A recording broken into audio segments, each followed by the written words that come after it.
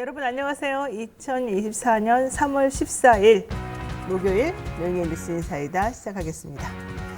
14일마다 무슨 이벤트가 있고 막 그런 날인데 예전에는 그런 거 정말 잘 챙겼는데요. 요즘은 그런 거 신경도 아무도 안 쓰더군요. 그런 거 제가 챙기려고 그러다가 혼자 욕먹었습니다. 여러분들은 하지 마세요. 어쨌든 오늘은요 즐거운 목요일이고요. 목요일이 그 한 주 중에서 가장 힘이 조금 드는 그런 날이라고도 해요. 왜냐면 중간에 있는 날이니까 좀 힘들겠죠, 그동안에. 근데 그 다음 날부터 또 조금 여유가 생기는 그런 위치에 있는 날이니까 한번 여러분들께서도 좀 잘 이겨내시기 바라고요. 오늘 방송 내용 간단하게 말씀을 드릴게요. 전현주 뉴스마터 기자와 함께하는 뉴스픽 코너 준비되어 있고요. 우리 전 기자 참 잘한다. 많이 칭찬을 해주시니까 전 기자 요즘 업돼 있습니다. 오늘은 업된 목소리를 어떻게 해줄지 좀 지켜보도록 하죠. 그리고 매주 목요일마다 현장의 목소리를 전달하는 현장 콜 코너에서는요.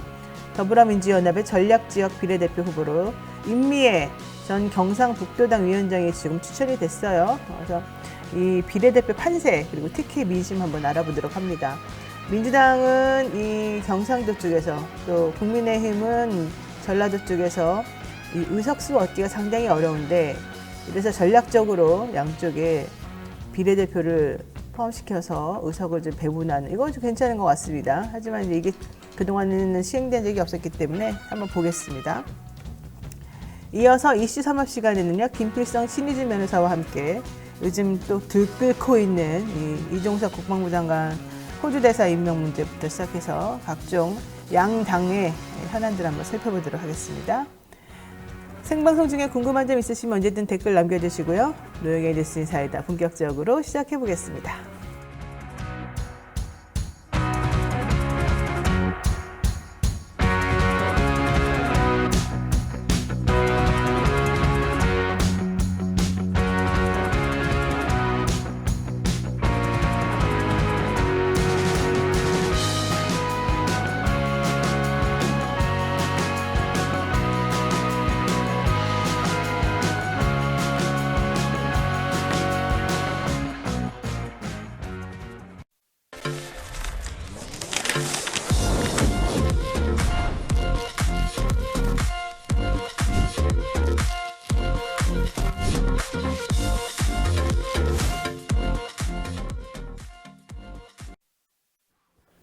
네, 바쁜 아침에 이것만은 꼭 알아야 된다. 여러분들께 뉴스를 엄선해서 들려드리는 그런 시간이죠.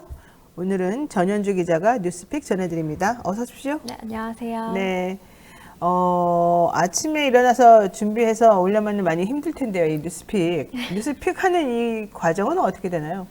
뉴스픽 과정이요. 일단 저녁 뉴스도 봐야 되고 저녁 뉴스로 이제 뭘 할지 주제를 좀 고른 다음에 아침 뉴스까지 보고 이제 좀 밤사이 변동된 것들도 꽤 많단 그렇죠, 말이에요. 많죠. 네, 그래서 아침까지 보고 최종 반영해서 들고 오고 있습니다. 그러면 아침에 뉴스픽 하려면 밤을 꼬박 새우네요. 거의. 여러분 이렇게 뉴스픽이 이런 식으로 만들어집니다. 좀 애정을 가지고 많이 응원하는 게 필요할 것 같습니다.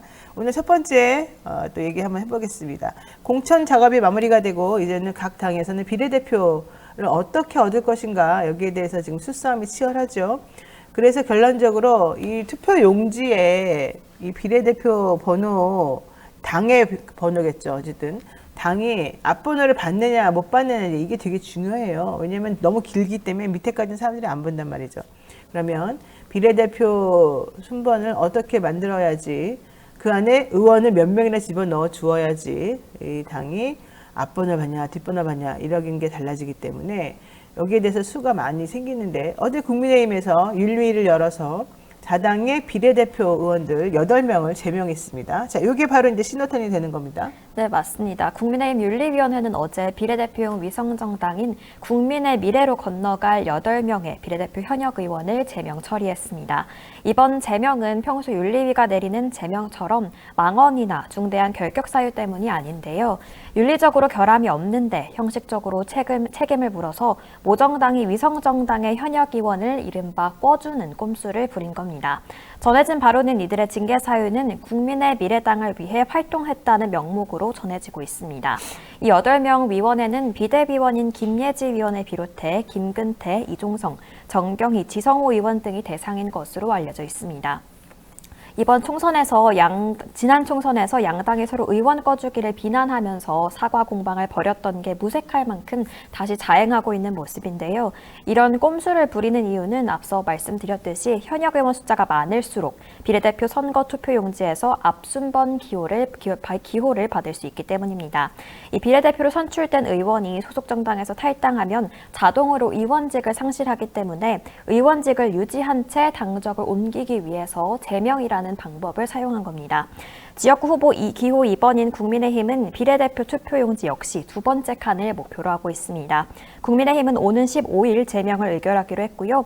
민주당 역시 다음 주까지 지역구 의원을 옮기거나 비례대표 의원을 제명하는 방식으로 의원 꺼주기를 자행하겠다고 밝혔습니다. 네. 그래서 뭐 8명 가면은 지금 정의당이 6명이니까 지금 현재로서는 8명이면은 3번이 되잖아요. 이 국민의 미래가.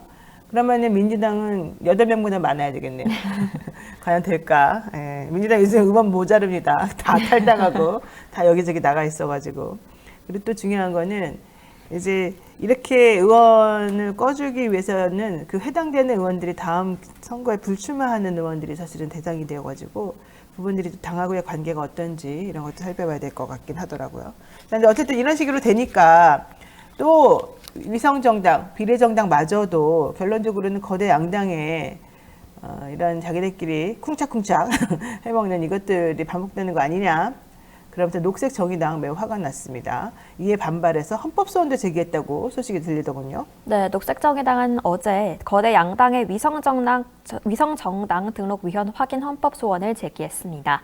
김준우 녹색정의당 상임대표는 거대 양당은 지난 총선 때보다 더 심각하고 모렴치한 방식으로 위성정당을 추진하고 있다며 이제는 위성정당이라는 말조차 아깝고 식민정당이라는 표현이 정확할 것 같다고 지적했습니다.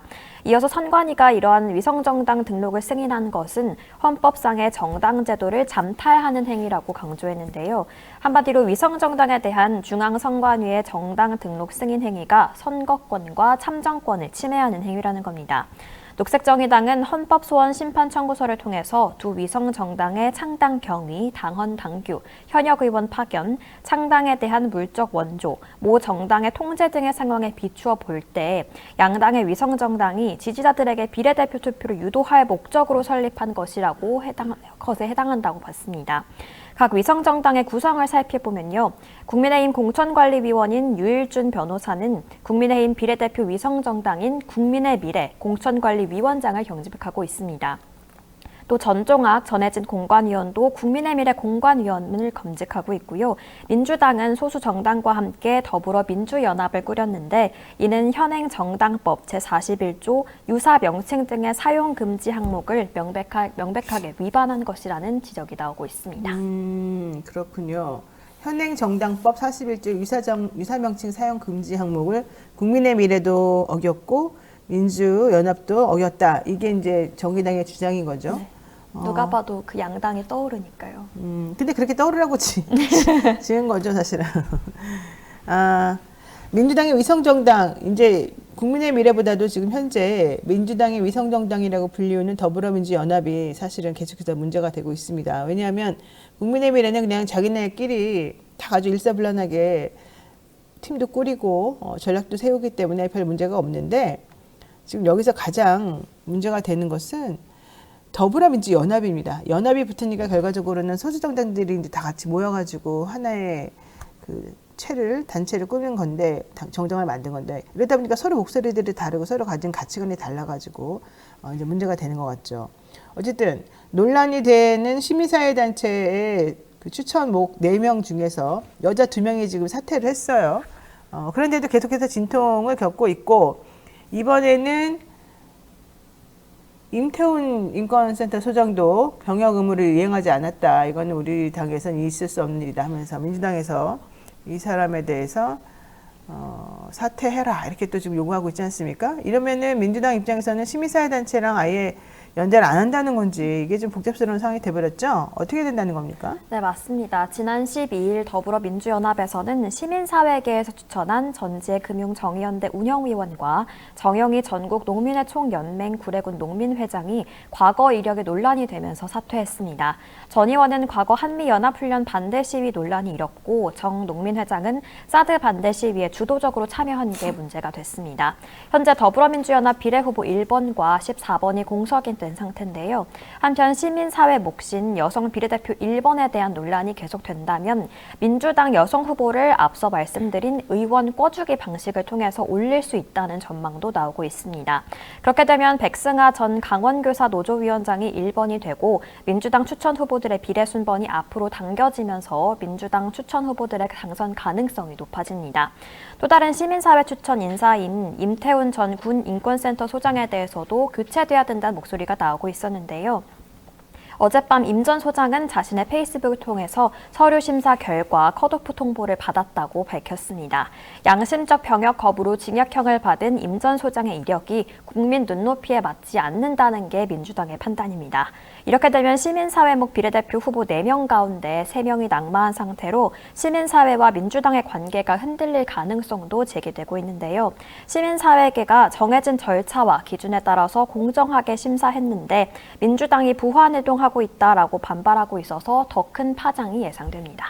네, 여기서 부안해동이라고 하는 것은 시민사회단체가 내세운 후보들의 이력이나 이런 것을 보고 보수 언론이나 보수 쪽에서 계속 공격하는 그 흐름에 왜 민주당도 같이 따라가느냐 이제 이런 내용인 것 같습니다. 어쨌든 만약에 4명의 후보 중에서 3명에 대해서 이렇게 계속 문제를 제기한다 그러면 시민사회단체에서는 더 이상은 우리는 응할 수 없다 이런 입장이어서 향후 민주당과 이 시민사회단체 사이의 관계가 어떻게 될지 이 부분이 상당히 좀 주목이 되는 부분입니다. 네, 그리고요. 5.18 폄훼 발언과 일베 게시물 논란이 제기됐던 도태우 변호사 공천을 그냥 국민 눈높이다 이러면서 유지를 했는데 문제는 또 다른 막말 후보가 있었다는 거예요.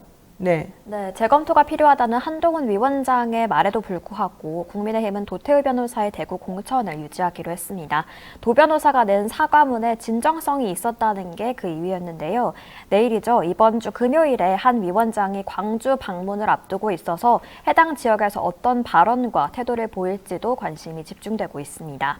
이어서 또 다른 논란을 일으키고 있는 국민의힘 후보는 대전 서구갑의 조수연 후보입니다. 조 후보는 지난 2017년 8월 자신의 소셜미디어에 친일파가 없었으면 대한제국이 망하지 않았겠냐고 반문한 뒤 조선은 오래전부터 국가의 기능이 마비된 식물 나라였다고 말했습니다. 그러면서 봉건적 조선 지배를 받는 것보다는 일제강점기에 더 살기 좋았을지 모른다라고 적었는데요.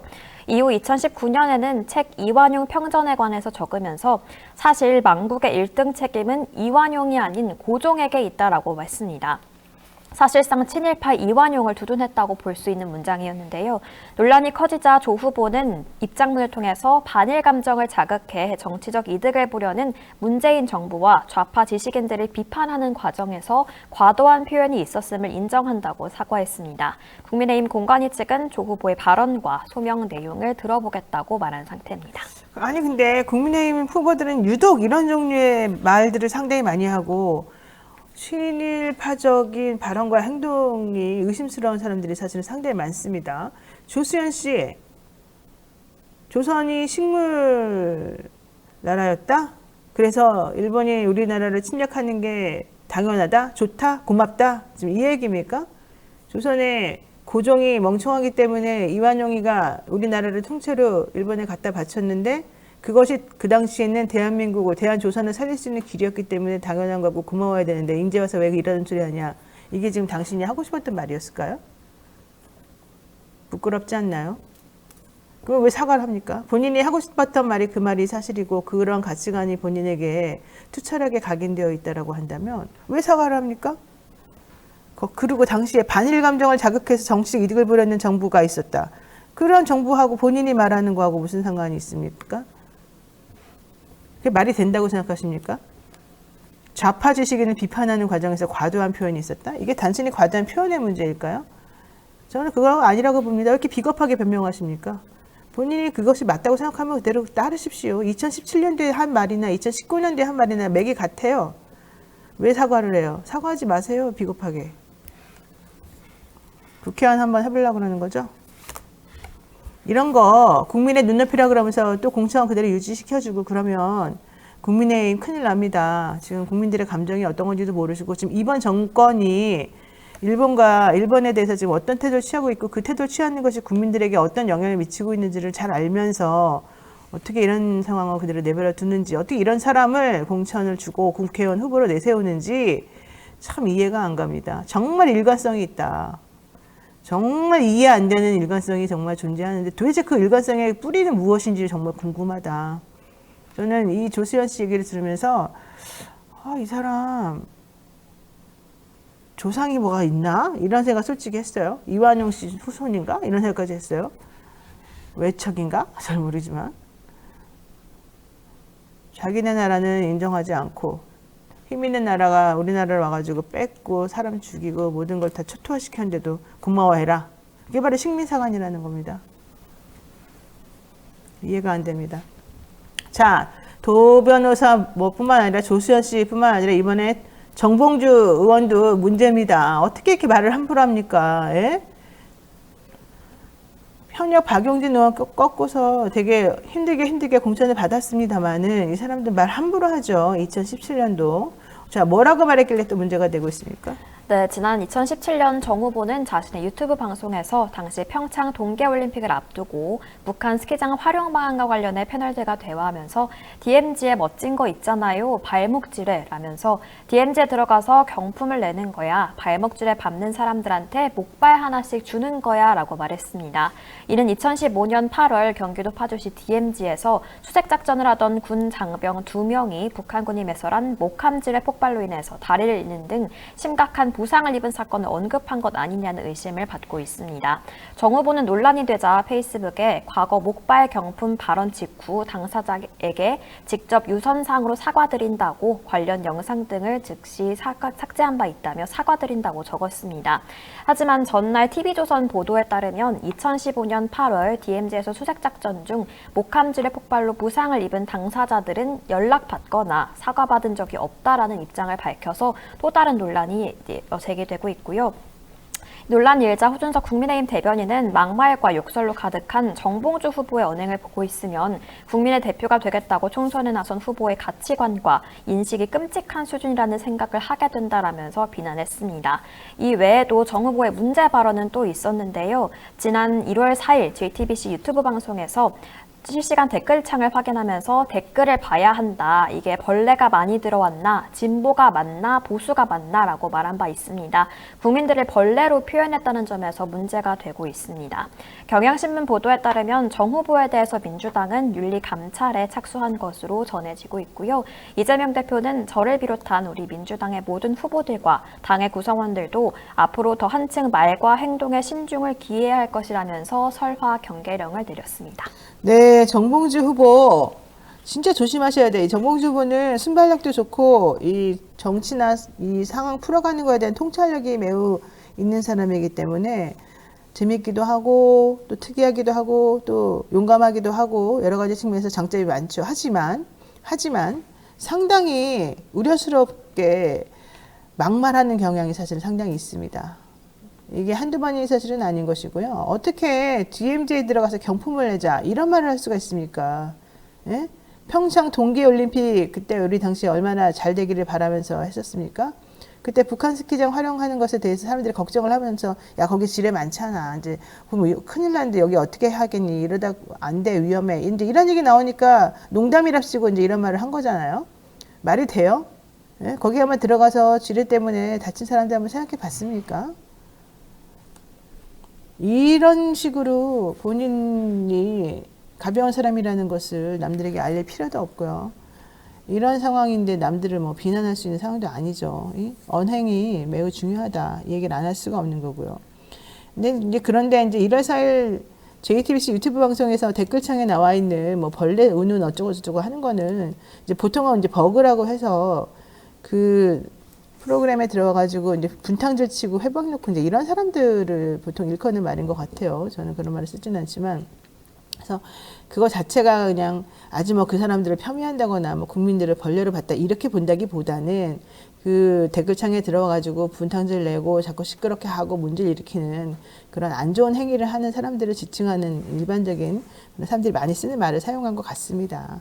하지만 그 표현이 뭐 잘했다는 뜻은 아니고 어쨌든 그것도 역시 잘못된 표현이기는 합니다만은 이 DMZ 목발 얘기에 비하면 정말 이거는 오히려 더 덜한 수준이긴 하죠. 하지만 국회의원 되시려는 분이라면 말 한마디가 중요하니까 이런 건 안 하시는 게 맞겠죠. 윤리감찰단에서 정봉주 의원에 대해서 후보에 대해서 어떻게 결정 내릴지 모르겠습니다만 양쪽 다 설화를 좀 조심하는 게 맞겠습니다. 그리고요, 와, 저 오늘 기쁜 날입니다. 송수준님인 것 같아요. 뉴스토마토 프라임 회원에 가입해 주셨습니다. 아유, 감사드립니다. 저희가 이 뉴스토마토 프라임 한지 좀 안 됐는데, 얼마 안 됐지만, 회비가 좀 비싸다는 이유로 사람들이 많이 가입을 안 했었거든요. 이 프로그램은 되게 좋은데. 그래서 다들 좀 고민을 하고 있었습니다. 그런데, 오늘 방송 하시면서, 보시면서 처음으로 가입을 해주셨군요. 야, 너무 기쁜 날입니다. 고맙습니다. 자, 지금까지 전현주 기자와 함께 얘기 나눴네요. 오늘 말씀 여기까지 나눌게요. 고마워요. 고맙습니다. 생방송 댓글 참여 계속 부탁드리고요. 저는 잠시 후 현장 콜로 돌아오겠습니다.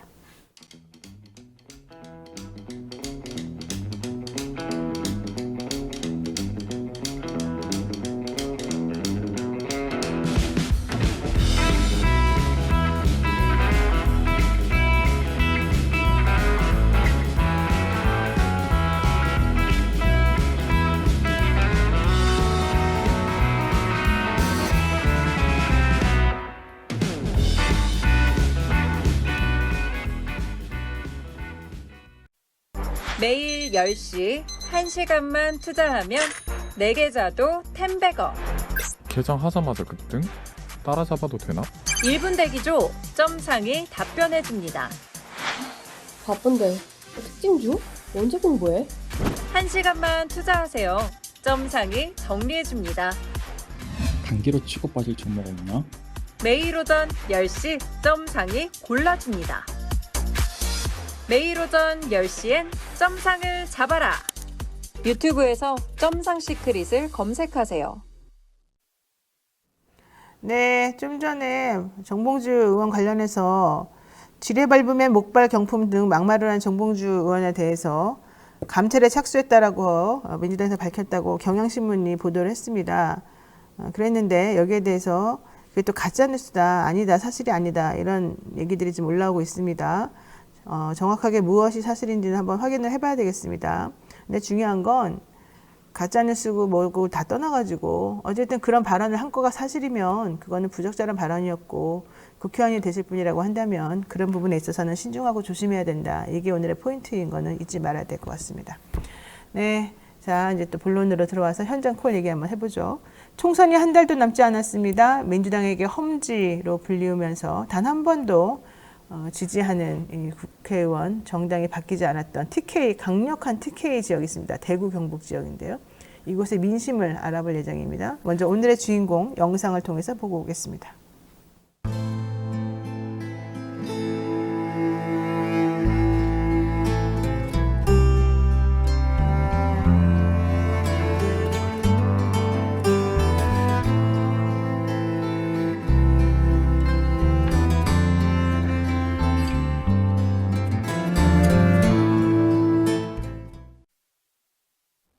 네, 영상이 매우 강렬한데요. 안녕하세요. 네, 안녕하세요. 네, 우선 본인 소개 한번 부탁드릴까요? 예, 저는 더불어민주당이 이번에 야심차게 기획한 전략지역 비례 후보로 선출된 경북 의성의 임미애라고 합니다. 전략 지역 비례 후보요? 네. 이게 뭐죠? 전 처음 들어봤는데. 그렇죠. 이번에 처음으로 만들어진 민주당의 그 비례 한 영역이고요. 이거는 대구 경북 민주당이 그동안 한 1년 반 동안 득표만큼 의석수 보장해달라는 구호로 저희 선거제도 바꿔달라고 요구했었거든요. 근데 네.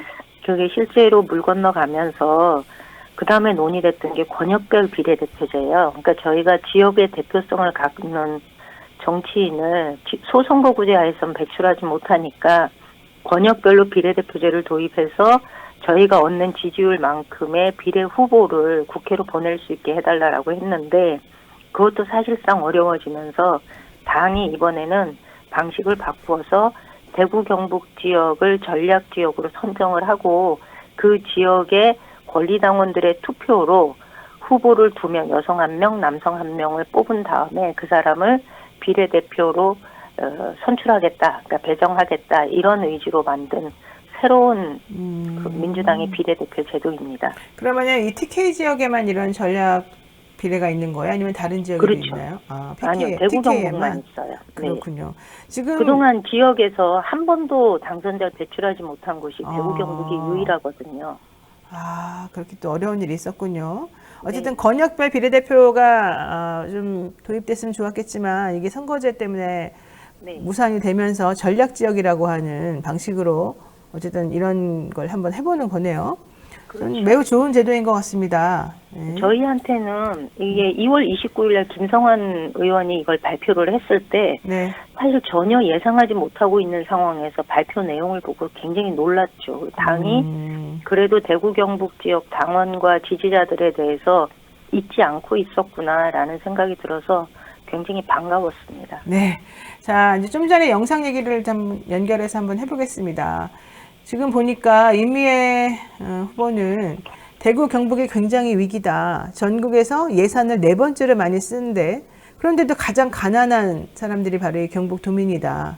그런데 왜 아무도 미안해하지 않고 아무도 부끄러워하지 않냐. 아무도 왜 책임을 지려 하지 않느냐. 우리가 이제 책임지겠다. 이런 얘기잖아요. 네네. 대구 경북이 지금 그런 상황이에요? 가장 가난해요? 처음 알았는데. 네. 1인당 지역민들의 총소득이 가장 낮습니다. 예, 특히 경북의 경우는 북부권이 농업소득이 주를 이루고 있는데요. 네. 짐작하시다시피 농업소득이 그렇게 지금 농가소득이 많지 않기 때문에 그런 측면도 있고요. 구미나 포항의 산업도시의 경우도 거기가 소득을 좀 이끌어줘서 그나마 이 정도이지 그렇지 않았다면 아마 소득은 더 낮았을 텐데요. 네. 우리가 이 대구 경북의 위기라고 하는 것 중에 어쩌면 이 소득 문제뿐만이 아니라 의료, 사회, 복지, 문화 모든 분야에서 사회적 지표가 바닥 수준입니다. 그리고 청년들이 일자리가 없어서 외주로 빠져나가는 평균 숫자가 1년에 한 12,000명 정도? 실제로 이렇습니다. 그러니까 지역이 활력이라는 것이 뚝 떨어져 있고요. 네. 그래서 저희가 22개 시군으로 이루어졌는데 지방소멸 지수가 높아서 지방소멸 시군이다 이렇게 지정된 곳이 무려 16개에 이릅니다. 지방 소멸될 가능성이 그렇게 높다 이런 네, 말인가 본데요. 세상에 이게 어렵군요. 그런데 이제 어쨌든 우리 후보님께서는 더불어민주당 경상북도당 위원장으로 있다가 최근에 이제 더불어민주연합의 비례 후보로 추천이 된 거잖아요. 네. 그렇다면은 임 후보가 그래도 가장 이 동네를 잘 알고 이 동네에서 의정 활동을 하면서 가장 힘을 좀 쏟을 수 있는 능력자다 뭐 이런 식으로 인정이 되었던 것 같아요. 제가 그렇게 봐주신 거죠, 당원들이. 네, 자, 그 소감 한마디 일단 해주시죠. 이게 사실 다른 사람들이 저한테 축하한다 이런 얘기 하는데, 기쁘다기보다는 굉장히 막중한 책임감이 느껴져서 좀 무겁다라는 생각을 많이 합니다. 그래서 대구 경북 지역의 민주당 정치의 지평을 넓게 일종의 교두보잖아요. 네. 이제 이 교두보의 역할을 제가 잘 해내야 다음번 지방선거나 그 다음 대선에서 민주당 정치의 효능감을 시도민들한테 보여주고 그래서 민주당 지지를 높여나가는 것이 제 역할이어서 좀 책임감이 아주 무겁게 느껴지죠. 네, 책임감이 무겁게 느껴지는 건 뭐 당연할 것이고 어쨌든 그렇게 비례 후보로 추천이 됐다는 거는 그 동네에서 그만큼 고생을 했다는 얘기일 텐데. 네. 제가 민주당으로 선거를 치른 게 남편이 2004년도에 국회의원 선거 출마하면서 제가 2006년도에 지방선거 출마를 했거든요. 네. 당시 열린우리당으로. 네. 선거를 4번을 연달아 치렀고 22년도에는 제가 전략공천으로 민주당의 도지사 후보로 출마를 했었습니다. 부부가 정치에 대해서 많이 또 기여를 하고 계시는 그런 분들이군요. 자, 그렇다면 좋습니다. 최근 우리 여론조사 기관인 미디어토마토가 조사를 한번 네. 해봤는데요. 더불어민주당이 지역구 투표에서 우세하고 비례대표 투표는 조국 혁신당에서 이제 앞섰다고 해요. 그런데 지금 이게 지금 후보님이 나오는 거는 이쪽 지역에 TK 지역의 비례로 나오신 거잖아요. 네. 그럼 네. 본인이 당선되기 위해서는 어떻게 해야 당선이 되는 거예요? 조국 혁신당이 지금 민주당 비례 투표보다 높잖아요, 지지율이. 네. 근데 저는 이거는 어쩌면 당연한 흐름이다 이렇게 봅니다. 조국 혁신당이 새롭게 후보로 영입하는 인사들이 대중적 인지도가 굉장히 높잖아요. 그래서 네. 인기를 얻는 건 당연한데 아직 민주당이 비례 라인업이 드러나지 않아서 조금 이 지지에서 뒤처지는 측면이 있다 이렇게 보고요. 저 같은 경우에는 그 더민주연합의 전체 득표율을 높이기 위한 측면은 조금 더 논의를 해봐야 되겠지만 저는 대구 경북을 지역을 기반으로 하고 있는 후보니까 아무래도 대구 경북의 시도민들을 대상으로 지역의 문제점 그다음에 저희가 수십 년간 대구 경북에서는 한 당이 모든 정치 권력을 독점하고 있었거든요. 네. 자치단체장 그다음 국회의원까지 이들이 어떤 성적표를 시도민들한테 보여줬는지를 저는 평가받는 자리가 되어야 된다고 생각해요. 그래서 그런 이야기들을 그들의 지난 수십 년간의 성적표를 시도민들한테 보여주고 그 대안 세력으로 평가를 통해서 이 민주당이 더불어민주연합이 받을 수 있도록 그렇게 해야 하지 않을까 이렇게 생각하고 있습니다. 그러니까는 그 비례 정당이 얻는 득표수에 따라서 이 TK 지역의 비례 후보가 결정되는 건지 아니면 뭐 지역구의 숫자 플러스에서도 따로 뭐 결정하는 방식이 있는 건지 제가 잘 몰라서. 그거는 네. 일반적인 비례 선발 방식하고 똑같아요. 똑같고. 전국적으로 지역과는 관계없이. 그런데 저희가 대구 경북이 네. 그러니까 경북에만 보면 지난 20년 총선에서 저희가 얻은 정당 득표율이 16%였어요. 비례 네. 후보 득표율이. 그 전에 2016년도죠. 그러니까 2020년도가 16%, 16년도는 13%였어요. 그러니까 정당 득표율이 굉장히 낮은 곳이죠, 여기가. 그러네요. 네. 예, 그래도 저희가 20년도 총선에서 개인 후보들이 얻은 평균 득표율은 25%였거든요. 네. 정당 득표율보다는 한 10여 % 정도가 높은 상황이었는데 후보들의 전체적인 평균도 올려야 되지만 이 16% 정도 수준에 머무르는 그러니까 그때 그래도 여당인 시절에 민주당이 얻은 득표예요. 그래서 이거를 좀 한 20% 정도까지 높여야 되지 않을까라는 게 저희 계획입니다. 그러면 후보는 지금 몇 번인 겁니까? 그거는 아직 정해지지 아직 정해지지 않았습니다. 않았다? 제가 오늘 면접을 보러 갑니다. 아직 확정이 안 됐군요. 네네. 네, 자 더불어민주연합에 대해서 결국은 비례투표 등 동료 전략을 많이 좀 세워야 될 것 같은데 잘 되시길 바라겠고요. 네. 지금 대구와 경북은 여론조사에서도 국민의힘이 우세하지 않습니까?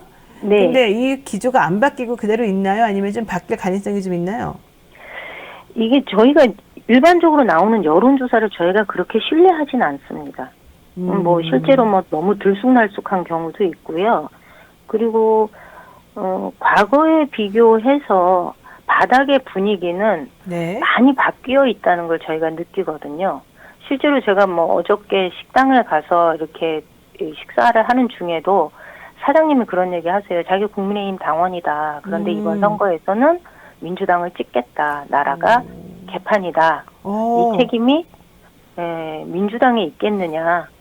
뭐 이런 이야기. 이거는 명백하게 윤석열 정부에게 그 책임이 있는 거 아니냐. 네. 뭐 이런 이야기들을 굉장히 스스럼 없이 해주시고요. 또 그래요? 농촌에 가면 네. 그래도 민주당 정부였을 때 농민들이 살기가 훨씬 좋았던 것 같다. 쌀값도 그렇고 과일값도 그렇고 속값도 그렇고 이런 이야기들을 좀 해주세요. 그래서 네.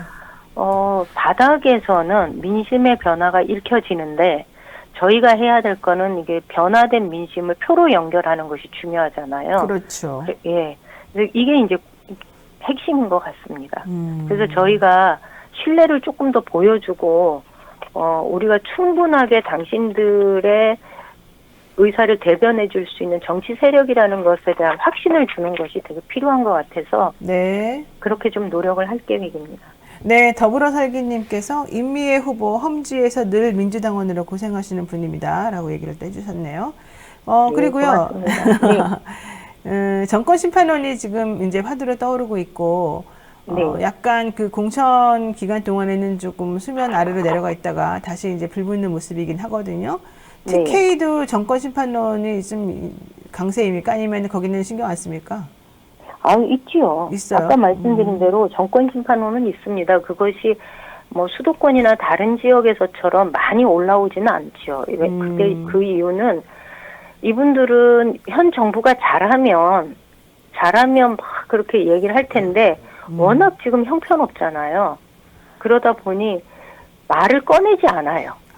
되게 조심스러워해요. 이 정부에 대해서 이야기하고 싶어 하지 않는, 좀 피하려고 하는 경향이 있습니다. 그런데 네. 그런 분들을 만나보면 확실하게 얘기를 좀 해보면 이 정부가 참 못해도 이 정도로 못할 줄은 몰랐다, 무능하다, 이런 이야기도 많이 하죠.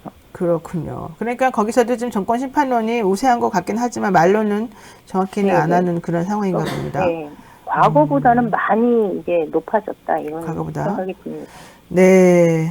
근데 천명님께서 민주당 공천 후보에서 탈락하신 분들께는 위로와 격려를 주고요. 그분 한 분 한 분들 모두 다 민주당의 소중한 자산이니까 우리 모두 성숙한 마음과 따스한 마음으로 서로 보듬고 온 힘을 한 곳으로 모읍시다. 이런 얘기를 해주셨는데 우리 임미애 후보가 그동안 계속 들어왔단 말이네요.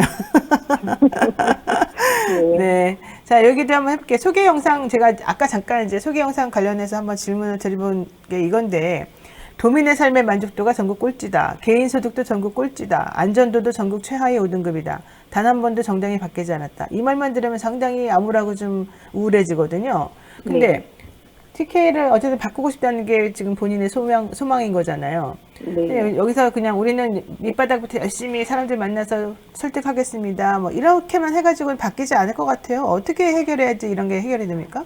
이게 저희가 오래된 숙제인데요. 네. 네, 우리 민주당이 대구 경북을 바꾸고자 하는 노력들이 김대중 정부 때부터 쭉 지속되어 온 거잖아요. 네. 근데 이게 옛날에는 예산을 주면 바뀐다고 생각을 했어요. 뭘 하면? 우리가 예산. 돈을 주면 네, 그들이 우리 지역이 필요로 하는 예산을 민주당 정부가 챙겨주면 지역 그렇죠. 사람들의 정서가 바뀌지 네. 않을까라고 생각을 했는데 이게 시간이 쭉 지나면서 우리가 확인한 건 아니라는 거죠. 예산을 준다고 해서 바뀌지 않는다. 근데 지역이 바뀌는 기회는 저는 선거라고 봅니다. 바뀌는 민심이 있다고 하더라도 그것을 확인하고 표현할 수 있는 방법은 선거 때뿐이거든요. 근데 그렇죠. 선거 때 과연 민주당이 그러면 지역에 얼마나 관심을 가지고 후보들을 배치했느냐를 살펴봐야 할 필요가 있는데 그런 면에서 민주당은 대단히 소극적이었습니다. 선거 때.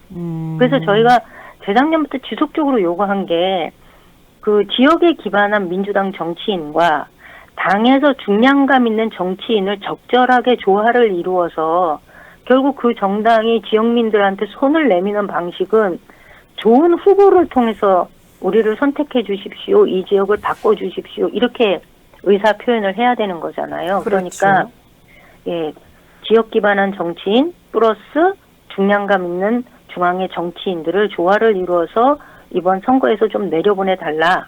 그렇게 편대를 구축하자. 이런 요구를 했는데 그것이 이루어지지 못한 아쉬움들이 좀 있습니다. 그래서 저는 여러 경로를 통해서 우리 당에 그래도 3선, 4선 하신 분들은 당으로부터 그만한 그걸 받은 거잖아요. 네네. 예. 개인이 잘나서 그렇게 성장하지 않거든요. 네. 시골에서 군의원을 한 저조차도 돌이켜보면 민주당이 아니었으면 내가 여기까지 왔겠나 이런 생각 하거든요.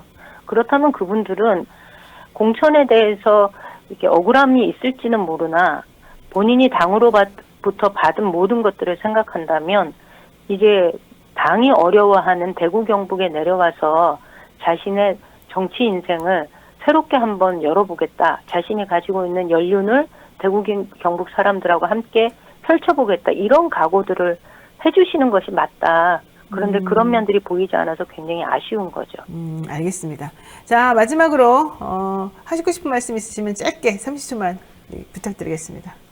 예, 그 국회 가서 제가 하고 싶은 일 중에 하나는요, 지방선거 제도를 좀 바꾸고 싶습니다. 네. 26년도에 있을 지방선거 제도에서 더 많은 골목 정치인들을 이 대구 경북에서 만들려면요, 3인 선거구 플러스 그다음에 광역의회 선거 제도를 바꿔야 되는데 그 일을 할 수 있는 기회가 마련되기를 바랍니다.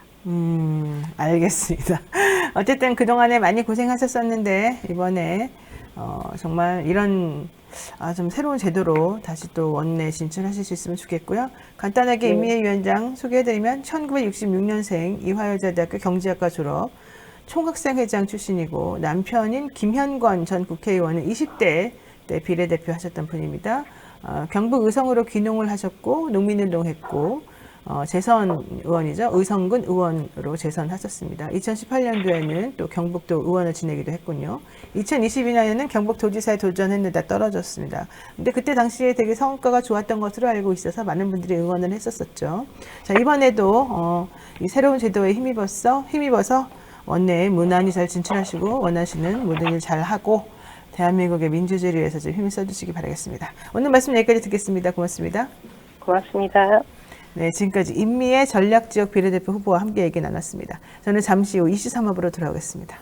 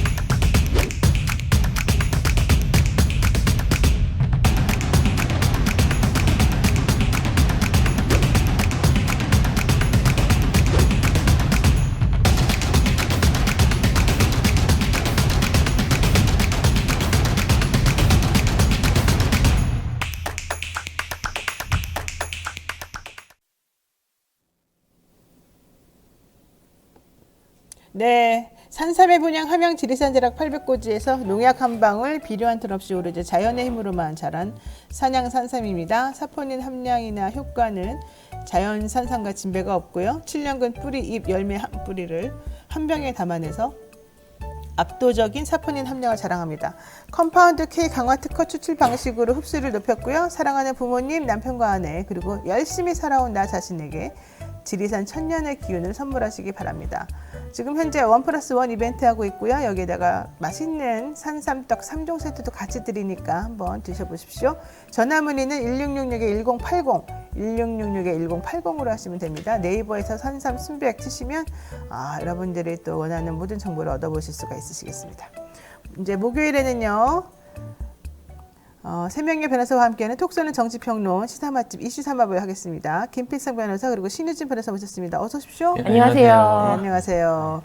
오늘 좀 봄길이 완연한 것 같기도 하고 신 변호사가 그냥 또 스튜디오에 막 봄을 몰고 옵니다. 되게 일단 시끄럽고 네. 근데 기운이 그냥 팍 올라가요. 댓글창에서도 시끄럽다는 얘기가 종종 있어가지고 아침을 깨우는 소리라. 네. 아니 봄의 요정이라고 전 생각해요. 아유 감사합니다. 봄의 아줌마 요정. 100만 안티를 무슨 말씀이신데. 네, 네. 보통 우리 보고 어떤 사람들이 기분 나쁘면 저 아줌마 누구야? 막 이렇게 댓글에 올라오거든요. 네, 그럴 때마다 살신성의하는 자세로 그래 아줌마 여기 있다. 아줌마들이 마음 이렇게 넓게 쓰고 네. 한번 해봅시다. 자, 코너 쓰기 코너 주간 용산 투 여의도 시간입니다. 한 주 동안 용산부터 여의도에 이르기까지 가장 기억에 남았던 정치 이슈를 하나씩 꼽아보는 그런 시간이죠. 먼저 김필성 변호사님께서 어떤 이슈가 가장 기억에 남는지 말씀해 주실까요? 저는 아까도 잠깐 얘기가 나왔는데 어제 저녁에 있었던 임태현 후보자 배제한 게 제일 기억이 나요. 그러니까요. 예, 그분은 양심적 병역 거부자인 거죠. 네, 나는 못 간다. 양심적 병역 거부자고 현재 지금 대법원이 양심적 병역 거부를 인정하거든요. 그러니까 적법하다고 인정을 합니다. 그 병역법 제88조 1항이 정당한 사회에 해당한다고 보고 있기 때문에 사실 그 양심적 병역 거부가 문제될 여지는 사실 없을 것 같고요. 또 하나 아쉬운 게 뭐냐면 뭐 잘 아시겠지만 임태훈 소장은 평생 그 군인권 문제를 직접적으로 이제 다루어준 분인데 지금 현행 정치인들 중에 그 젊은 남성들의 군 문제에 있어서 가장 대표성을 자처하는 사람은 이준석 대표예요. 근데 이준석 대표가 거기에 그 군 문제나 젊은 남성 문제에 대해서 대표성을 그분 말고는 지금 사실 갖는 사람이 뭐 없는 상황에서 네. 저는 좀 진보적이고 그리고 진짜 인권 문제를 제대로 다룰 수 있는 전문가가 좀 들어갈 수 있는 기회가 되지 않을까 싶어서 기대를 좀 했었거든요. 근데 좀 석연치 않은 이유로 그러니까 지난 옛날 같은 경우 뭐 병역 양심적 병역 거부가 인정되지 않는다거나 뭐 아직 판례가 인정하지 않는다거나 이런 경우였으면 뭐 그래도 어쨌든 뭐 법으로 인정하지 않으니까라고 생각할 수 있는데 현재 지금 대법원 저도 지금 확인해 봤는데 최근 판례에서도 인정을 하고 있단 말이에요. 그러니까 인정하는 상황에서 이걸 이유로 공천을 배제한다는 게 그것도 뭐 공식적으로 공천을 주기로 어쨌든 투표나 이런 것은 결정된 상태에서 배제된다는 게 좀 아직 벽이 높구나.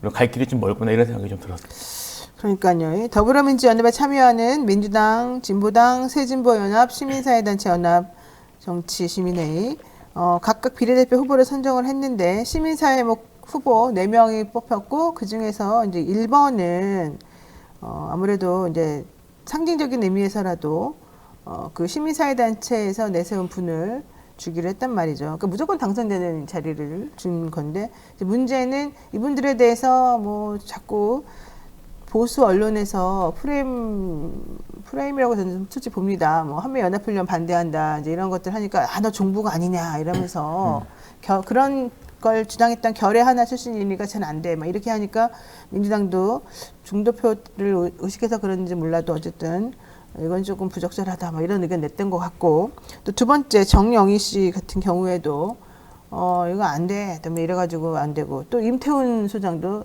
당신 안 돼. 양심적 병역 거부자는 안 돼. 이렇게 해버려서 이게 그렇게 되면 시민사회단체 입장에서는 참 무슨 이게 말도 안 되는 거 아니냐라고 생각할 수밖에 없을 것 같아서 이게 좀 안타깝네요.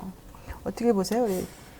일단 그 문제는 이제 어떻게 보면 법조인의 시각에서는 아니 그리고 처벌까지 다 받았는데 뭐 그것이 문제될 소지가 있느냐라고 생각하는 게 저도 이제 그렇게 생각을 하고 있는데 또 이제 저와 같은 직업이 아닌 그 다른 시각에서 보면은 그런 것은 문제될 소지가 있다라고 보여지는 시각도 있더라고요. 그래서 그런 부분을 무시할 수는 없겠구나. 그냥 양심적 병역 거부에 대해서 법적인 책임을 받은 거랑 그렇게 주장을 해서 한 사람이 군인권의 대표자라고 하는 거, 대표성이랑 하는 거랑은 좀 다르다라는 이제 시각이 있다라는 거를 듣고 저도 아니 그게 왜 문제돼?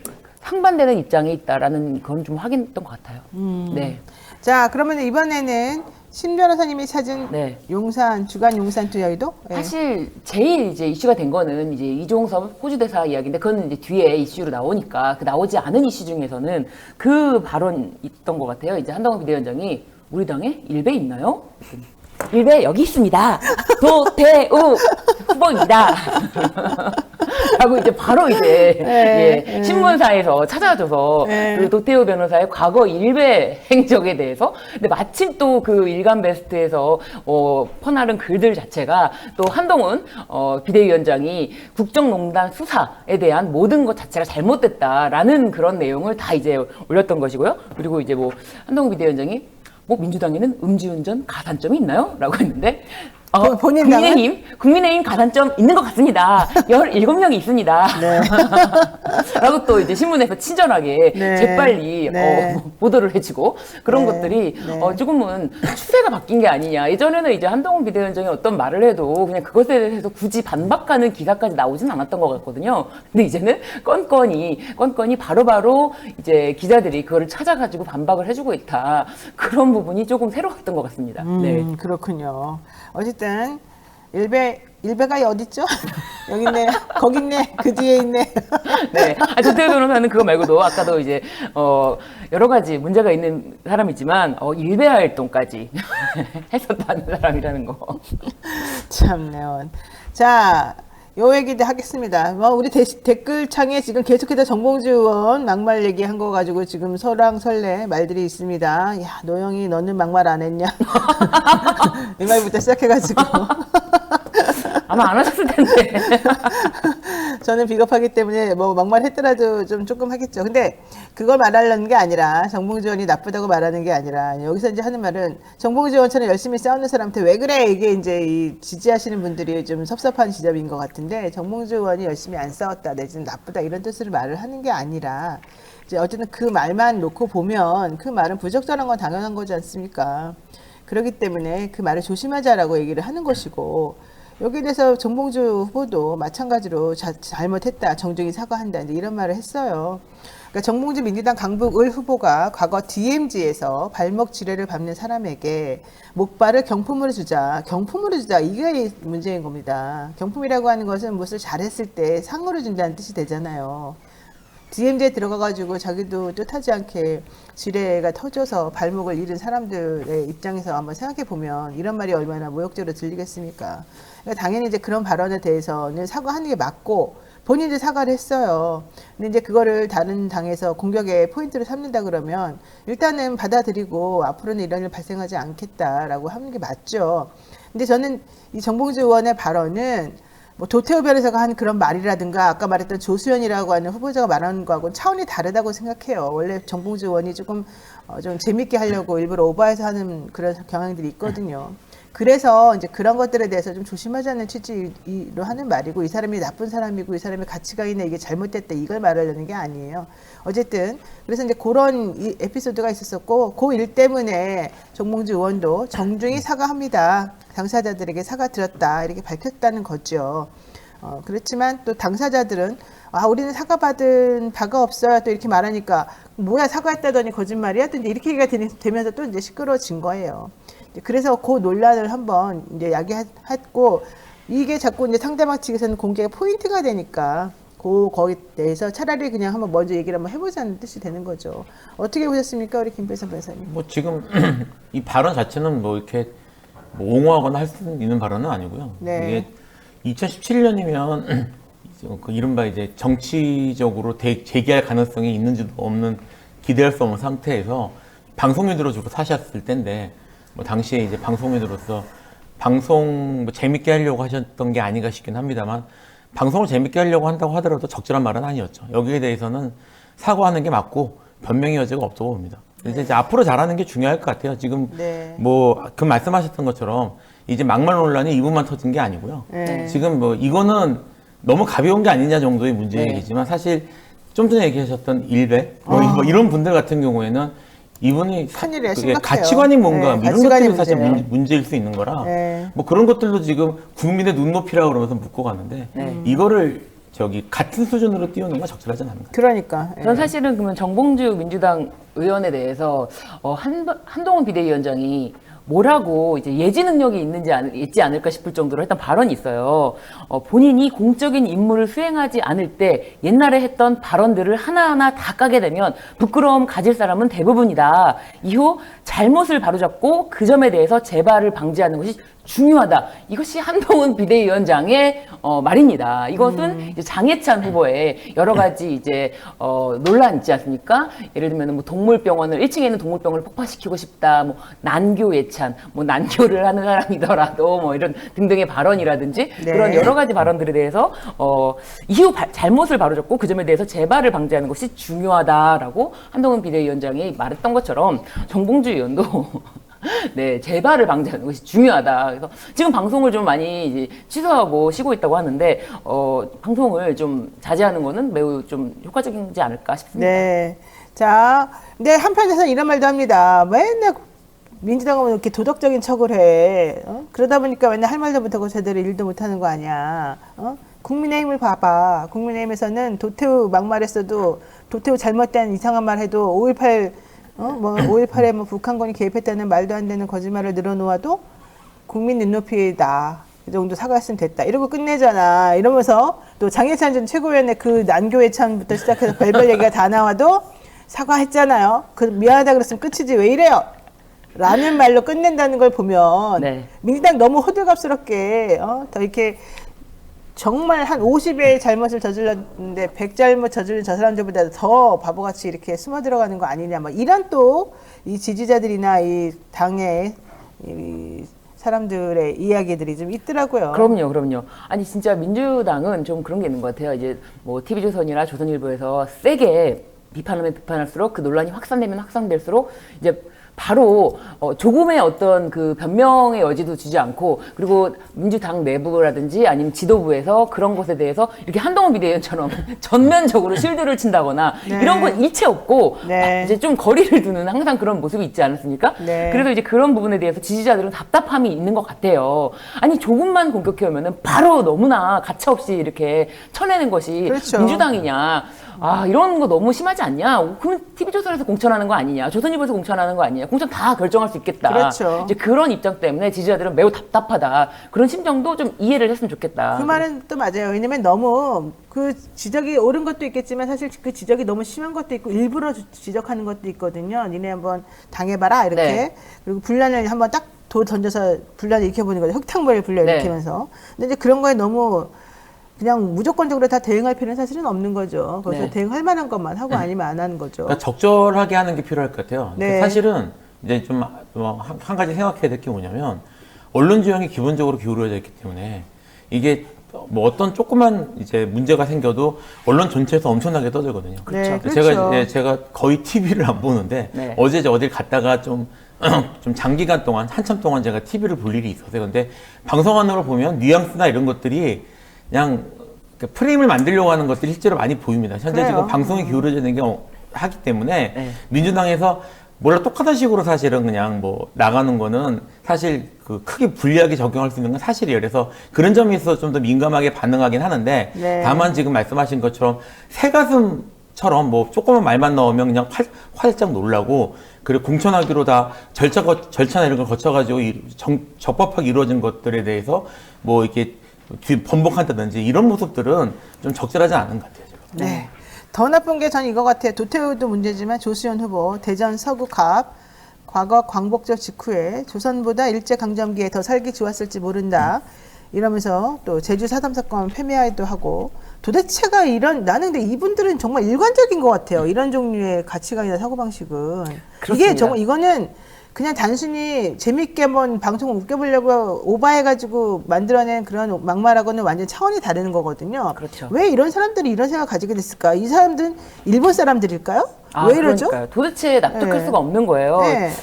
친일 공천 아니냐, 이 정도로 된 그러니까요. 인물이 세 분 있습니다. 조수현 후보뿐만 아니라 성일종, 성일종, 정승현 그쵸? 후보, 성일종 후보, 네. 정승현 후보가 있는데, 이 조수현 후보는 뭐 대한제국 백성들이 슬퍼했을까요? 뭐 이런 그러니까, 얘기까지 슬퍼했을까요? 미쳤나봐요. 조선 일제 강점기 훨씬 더 살기 좋았을 더 좋았을 거라는 거예요. 슬퍼하지도 않았다. 아니 그렇다면은 많은 그 독립을 부르짖으면서 정말 막 목숨을 바친 그분들은 어떻게 되는 겁니까? 슬퍼했다는 그런 것에 대해서 자신은 슬퍼하지 않았을 것 같다. 오히려 백성들은 슬퍼하지 않았을 것 같다라고 하는 본인의 괴담을 이렇게 마구, 이것도 불과 2017년도에 작성한 글이에요. 그러면서 이제 문재인 정부 당시에 무작정 돈을 풀면 어떡하냐 막 이런 비판을 했는데, 지금 윤석열 대통령이 지금 돈을 풀겠다라고 이제 공언한 것만 900조가 넘고 1000조가 넘었대요. 네. 무조건 돈 팔면 안 된다고 그러더니만 1000조가 넘고요. 네. 그분이 옛날에 한 말이 다 틀려요, 지금. 맞습니다. 옛날에 물가를 못 잡는 무능한 정부 어쩌고 그러더니 지금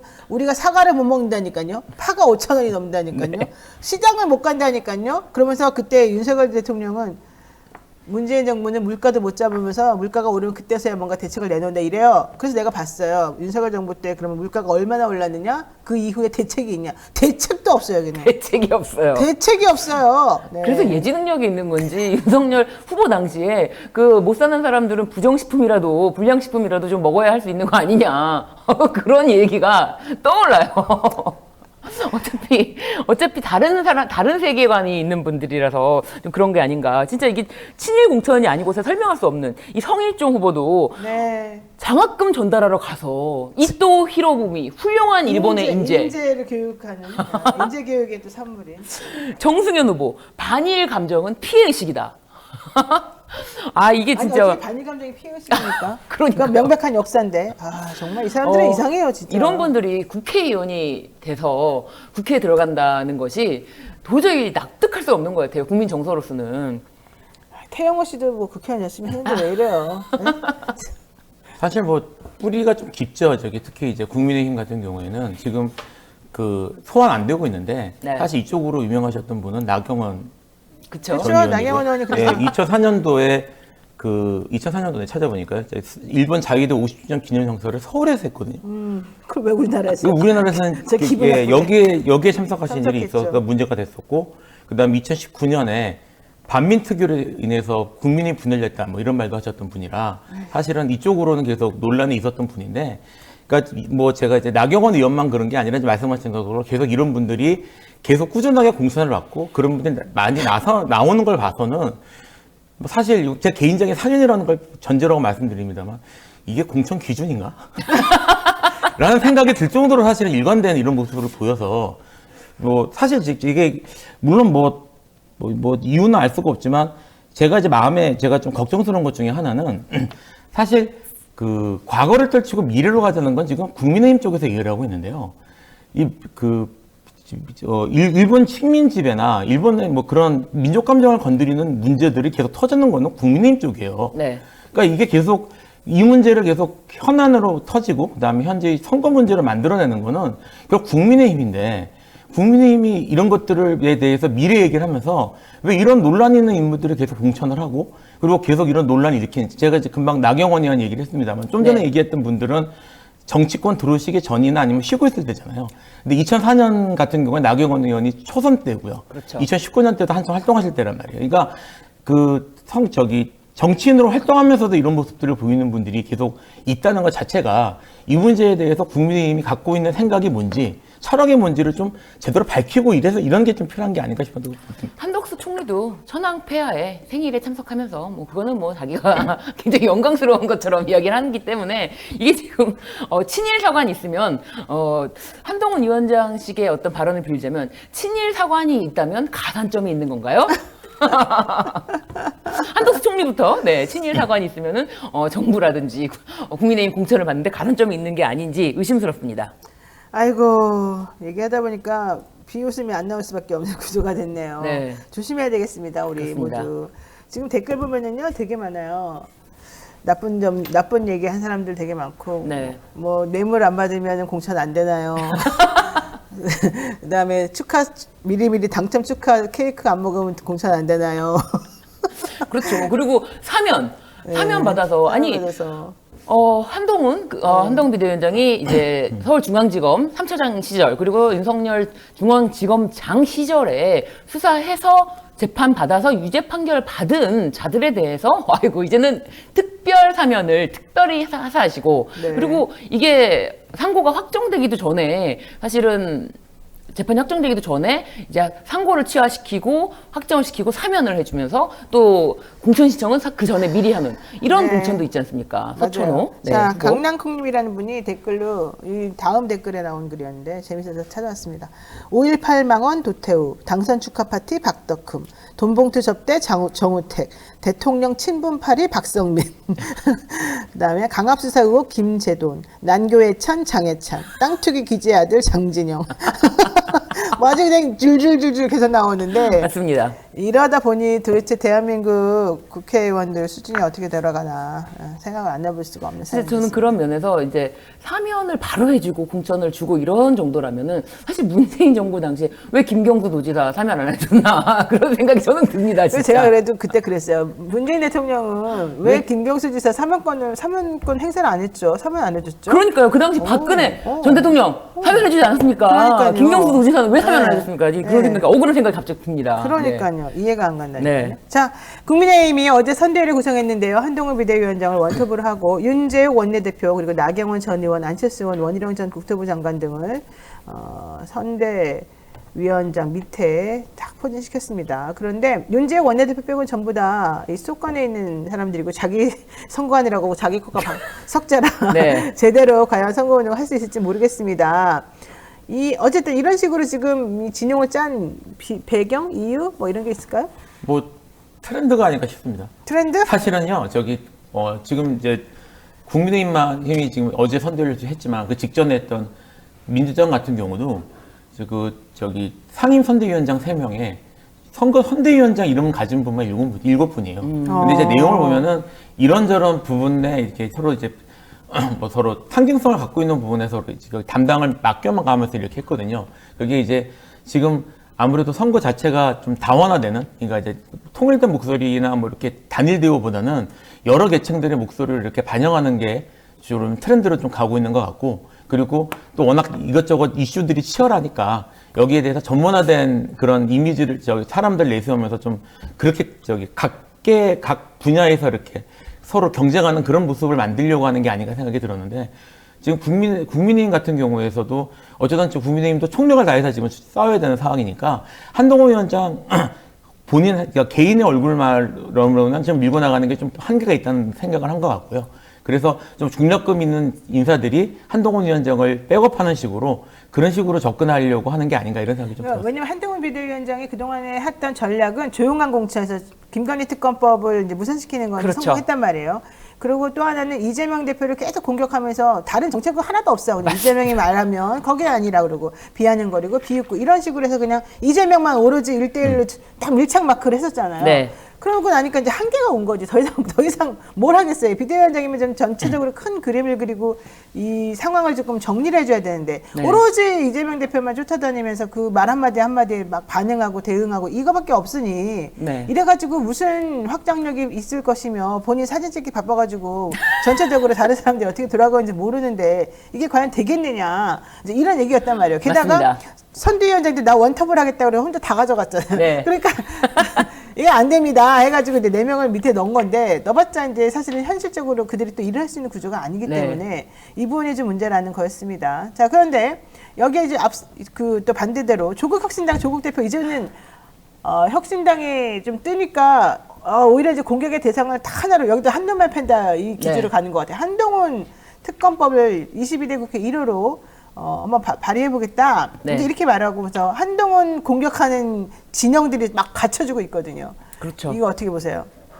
근데 이 한동훈 특검법에 대해서는 사실은 저는 솔직히 좀 속이 후련할 정도였어요. 그래요? 예. 왜요? 왜냐하면 한동훈 비대위원장이 법무부 장관 시절에 나왔던 이제 여러 가지 이야기들, 예를 들면 이야기들 중에는 뭐 딸 논문 관련해서 그 당시에도 검증을 많이 했는데 봉사활동이라든지 논문 관련이라든지 논문을 중학생 때부터 논문 아니다 에세이다라고 하는데 그 논문 맞다. 서울대 교수들도 그 문제는 더 심각하다. 아니 이 논문이라고 이 6-7편을 했는데 그게 뭐 중학생 때부터 쓴 거냐 에세이라고 했지만 논문이 맞다라고까지 이야기를 했고 그런 부분에 대해서도 검증은커녕 사실 언론에서도 그냥 한 꼭지 정도 다루고 그냥 넘어가고 그런 것들 그리고 봉사활동이 분명히 아직 봉사활동을 가기 전이었는데도 이미 다 사인이 돼 있었어요. 그걸 MBC에서 또 단독으로 보도를 하고 취재를 하고 보도를 했는데 뭐 그런 거라든지 석연치 않은 부분들이 굉장히 많았는데 제대로 다루지 못했던 부분 고발 사주 관련해서도 제대로 다루지 못했던 부분이 있지 않습니까? 그리고 또 한 가지가 징계소송 윤석열 대통령 징계소송에서 아니 1심에서 버젓이 승소했던 사건을 그 재판 과정에서 어떤 것이 징계 사유인지를 다 알고 온 국민이 다 알게 됐는데 그거를 또 어떻게 그렇게 야물딱지게 패소를 했는지 이 부분이 석연치 않은 부분이 있지 않습니까?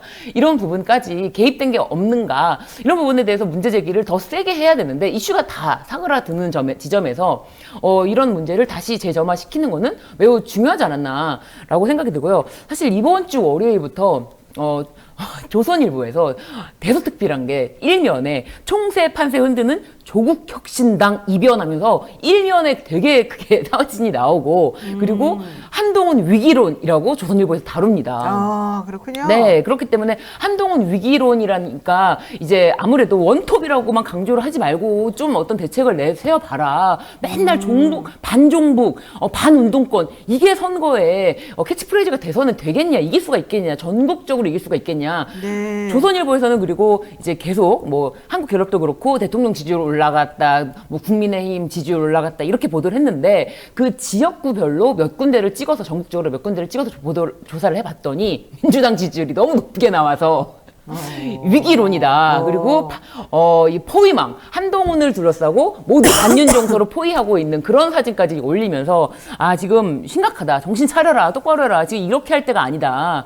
라고 좀 경고 메시지를 주니까 이제 다른 의원들까지 쭉 이렇게 다른 전 의원도 있고 이제 의원도 있고 네 이렇게 쭉 내세우는 모습을 그렸는데 이제 그 중에서도 유효타를 날리는 것이 조국혁신당이 아닌가. 그래서 총선의 판세를 완전히 뒤흔드는 그래서 예를 들면은 아까 이제 민주당 더불어민주연합에 대해서 인물로 보고 사실은 비례대표는 인물로 보고 한 명 한 명 뽑을 수가 없는 거잖아요. 근데 인물로 쭉 세웠을 때 내가 이 인물이 난지 아니면 조국혁신당의 인물이 나에게 좀 맞는지 그거를 좀 선택할 수 있는 그런 구도를 만들어 나가는 게 아닌가. 그래서 미디어토마토에서 발표한 여론조사에서도 조국혁신당이 24%가 넘어가지고 많이 나왔어요, 진짜. 2위를 했습니다. 2위를 당당하게. 했어요. 민주당을 눌렀어요. 네, 그래서 네. 더불어민주연합을 눌렀습니다. 그래서 그런 부분에 대해서도 확실히 구도는 흔들리고 있다. 그 흔들리는 기저에는 지금 한동훈 비대위원장의 위기론 이런 것들은 확실히 지금 다 느끼고 있다. 그런 지점이 아닌가 싶습니다. 그렇군요. 조국 대표가 비례대표로 출마 선언을 했는데 몇 번 가야 된다고 보십니까?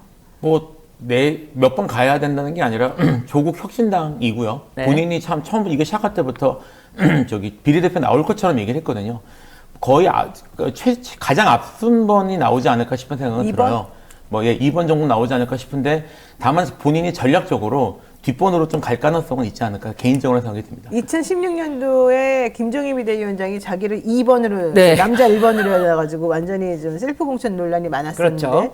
1996년도인가요? 그때 김대중 대통령이 본인은 14번인가 맨 후순위로 나가지고 우리 당은 이렇게 앞에 훌륭한 분들 많으니까 이분들을 꼭 찍어줘라. 나를 당선시키고 싶으면 이분들까지 다 어울러서 같이 찍어줘라. 이제 이랬단 말이죠. 그렇죠. 그러니까 사실 사람들이 그러니까 조국도 그래야 된다 막 이런 얘기를 하는데 그거는 김대중 대통령하고 이 조국의 현재 상황이 조금 다르기 때문에 그렇게 함부로 할 수는 없는 거고. 네. 근데 이 순서를 정하는 것이 당대표가 아니라 국민투표? 네, 그렇습니다. 당원과 당원과? 국민투표로 네. 이게 순서를 정해지는 것이고 사실 이제 이번 주 금요일 저녁에 20명을 추린다고 추려요. 합니다. 네. 20명을 추리면은 이제 토요일과 일요일에 그 경선을 해서 순번을 정해서 이제 발표가 된다고 하는데요.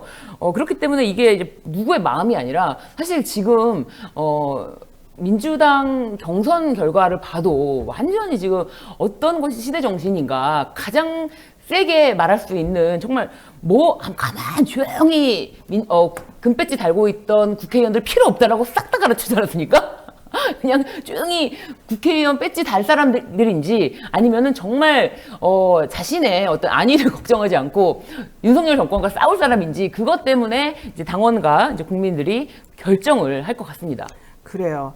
자, 어쨌든 중요한 건 네.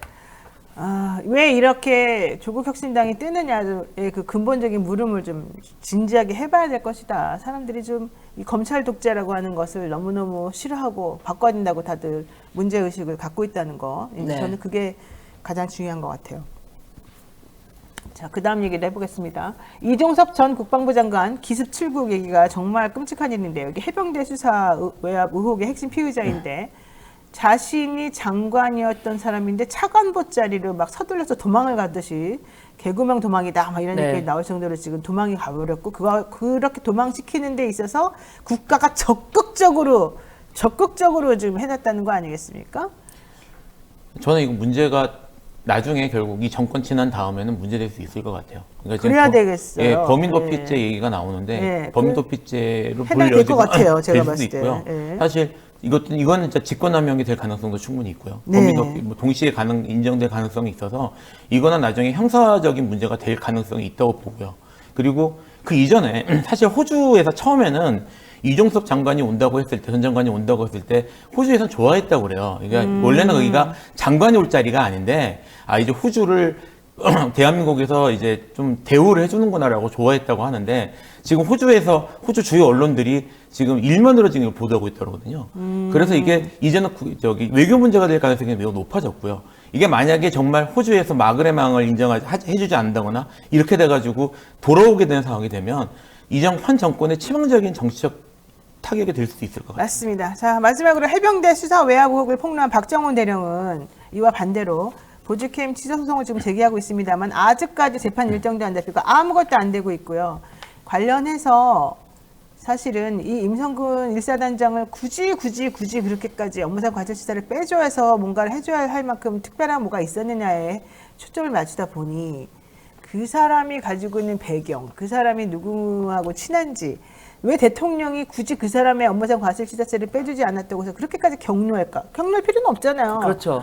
아니, 화를 내는 건 다 그만한 이유가 있는 거거든요. 네. 그렇기 때문에 왜 격려했을까? 거기에 초점이 맞춰지고 그와 관련해서 문제를 해결해 주고 난 다음에 관련된 모든 자들을 다 어떤 식으로 처리했는가? 예를 들면 신범철은 공천 주고 네. 임종득도 공천 주고 네. 그다음에 이종섭은 어디 외국으로 내보내가지고 수사를 못 받게 만들어버리고 또 관련된 누구는 어디 보내버리고 이게 되게 이상하다. 그렇죠.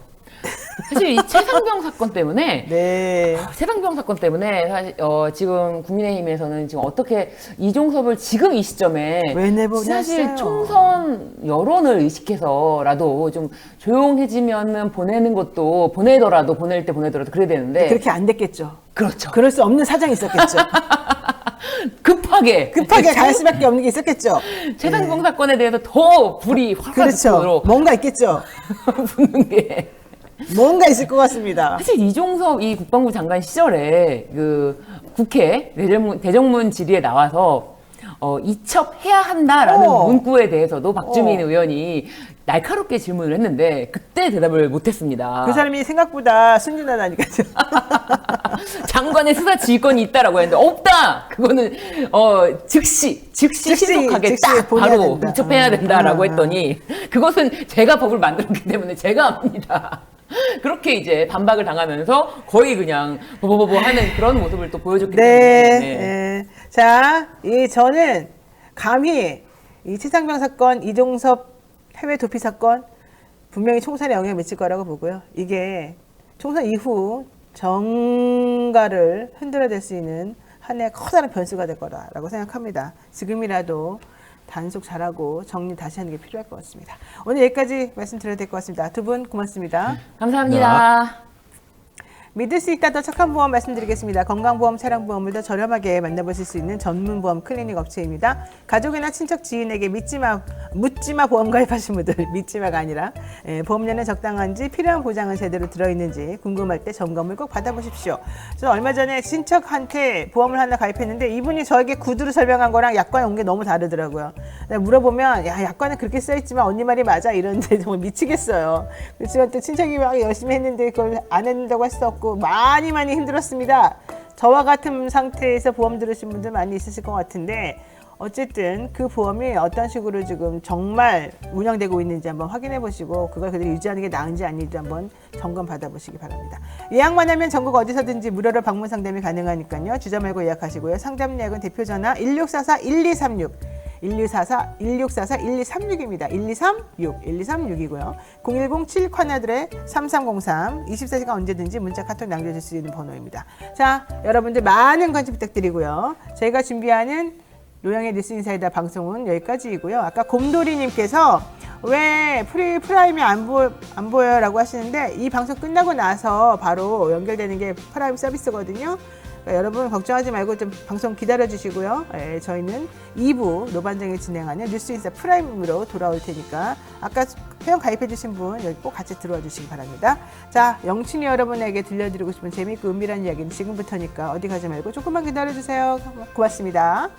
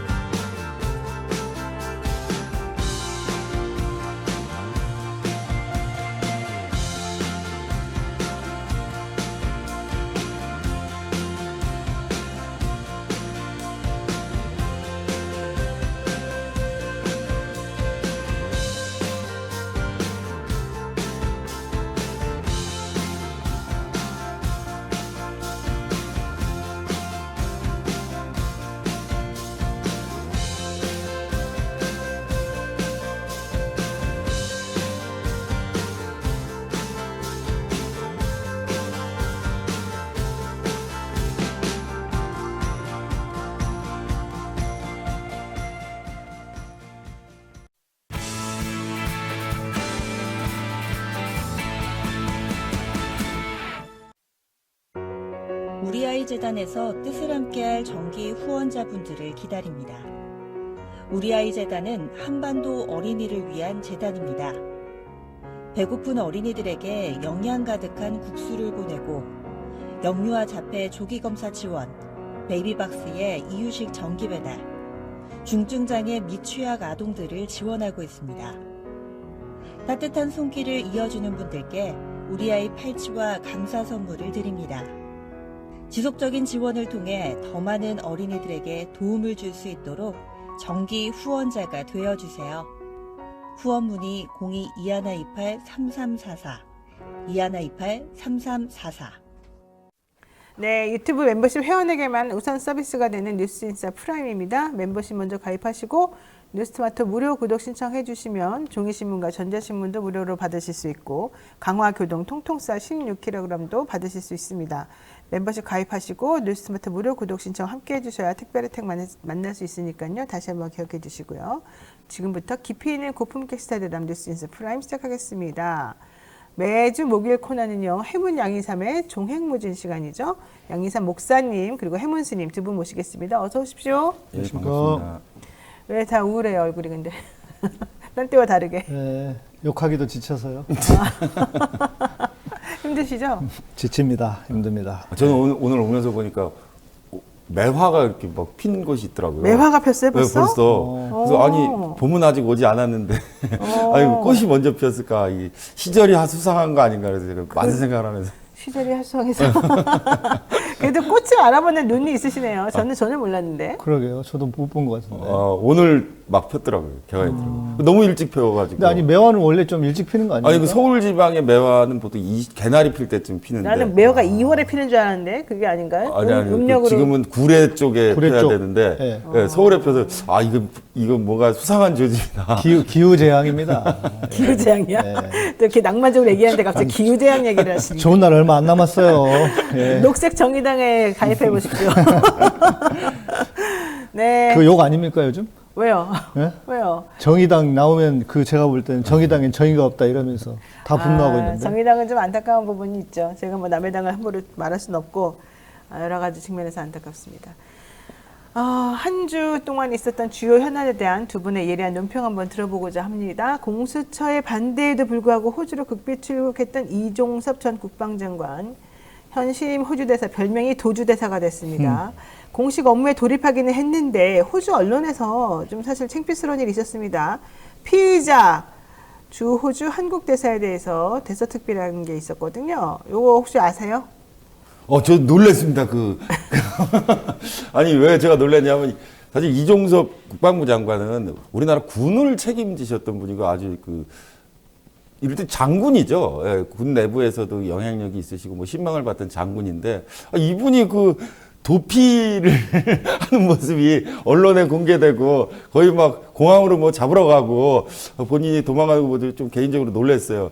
원래 중국 병법에 총 수가 36개인데 네. 1번부터 35번까지는 대치하거나 수비하거나 공격하는 건데 그러다 도저히 안 되면 36번째가 36개. 뛰는 건데 주랭남.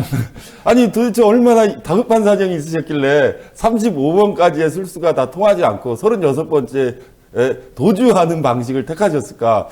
그 안에 있는 그 세세한 사정은 뭐 알지 못하겠거니와 튈 수밖에 없는 그런 급박한 상황이 뭔가 뒤에 있었다는 것을 시사하기 때문에 굉장히 앞으로 흥미진진하게 이 사건을 바라보게 되는 그런 생각을 들었습니다.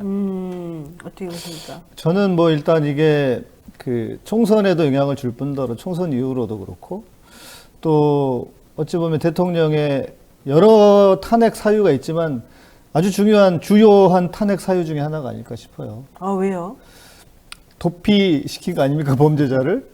다 우리 예측하고 있잖아요. 범인 도피죄의 공모자다 대통령이. 뭐 대통령실에서 전화했다면서요. 그걸 지금 밝히지 못하고 있는 그건 것도. 직권남용이고. 그렇죠. 밝히지 못하고 있는 것도. 네. 뭐 그분 목소리인지 그놈 목소리인지 모르겠지만 그걸 못 밝히고 있는 거 아닙니까? 호주에서 우리 교민들이 지금 시위하고 막 이러잖아요. 네, 맞아요. 근데 이 시위를 주도한 분을 제가 알아요. 목사님이시거든요. 네, 한준희 목사님이라고. 하여간 목사들이 시끄럽게 합니다, 세상을. 다들 깨어 있어서 그렇죠, 뭐. 예. 근데 네.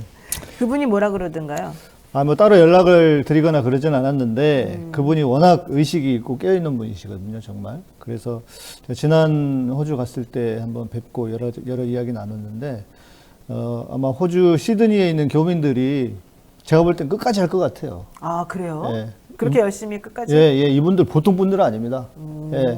그냥 넘어갈 분들이 아니에요. 끝까지 아마 할 것 같아요. 실제로 뭐 버스 대절해가지고 캔버라까지 가셨다고 그러니까 저는 하니까요. 이번 정부가 좀 악수를 뒀다. 네. 굳이 그렇게까지 무리수를 두면서 그렇죠. 결국 사람들을 가만히 못 있게 만들어 버렸다. 네. 오히려 이것 때문에 사람들이 더 많이 들끓고 일어날 것이고 이게 도화선이 될 것이다. 이런 느낌이 좀 들더라고요.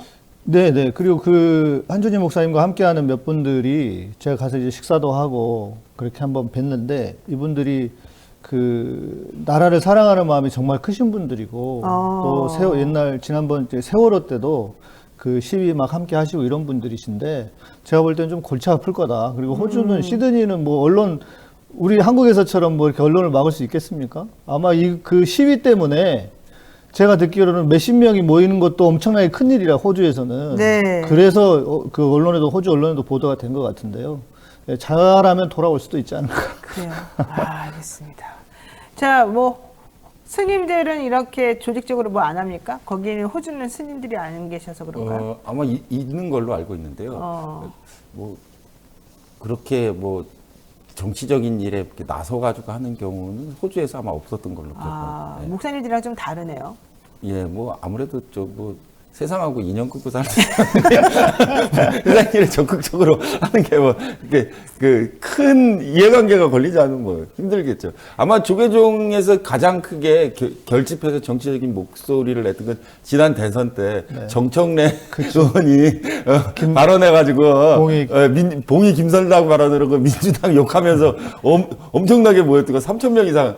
승려들이 모였는데 그게 아마 제일 컸던 걸로 기억하고 있습니다. 그러니까 그러면 안 된다고요. 그때 그 사찰 돈 받는 것 때문에 서로 그렇게 오해가 좀 있고 뭐 얘기가 돼가지고 그런 활동을 하시는데 그게 가장 큰 모임 집회라 그러면 지금요 이제 대한민국의 민주주의를 생각해야지. 네, 가만 보시면요 지금 종교가 대한민국을 망치고 있습니다.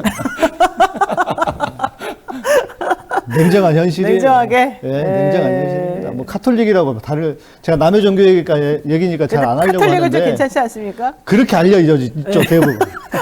내가 흥분해졌어 네, 지금. 그런데 제가 이제 저와 아주 가까이 지내시는 우리 해방신학연구소 김군수 소장님이라고 계세요. 그러면서 제가 한번 소장님 이제 기독교 개신교 큰일이라고 이거 어떻게 될지 모르겠다 그랬더니 저한테 그러신 거예요. 목사님 저랑 내기합시다. 카톨릭이 먼저 망하나 개신교가 먼저 망하나. 어머나 그분 왜 그래요? 그러면서 하시는 말씀이 네. 개신교는 자범이고 카톨릭은 조직범죄자들이라고. 왜 갑자기 그런 역사적으로 보면 실제 그렇죠. 네, 그런 측면이 있고 우리가 이제 그 좀 착시가 있습니다. 카톨릭에도. 그래서 남의 종교 얘기 잘 안 하는데 괜히 욕먹을 것 같은데. 여튼, 하지 마세요. 아니 괜찮아요.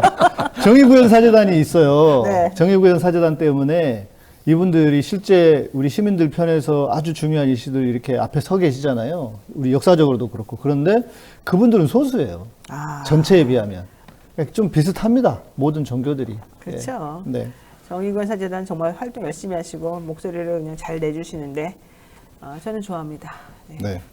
총선이 이제 한 달도 채 남지 않은 상황인데요. 논란이 되는 공천들이 좀 많이 있습니다. 국민의힘 공관위가 5.18을 폄훼한 도태우 후보, 돈봉투 의혹을 받고 있는 정우택 후보 재심하고도 공천 유지했고요. 더더군다나 저는 이 말이 기분 나쁘더라고요. 도태우 후보에 대해서 국민의 눈높이다.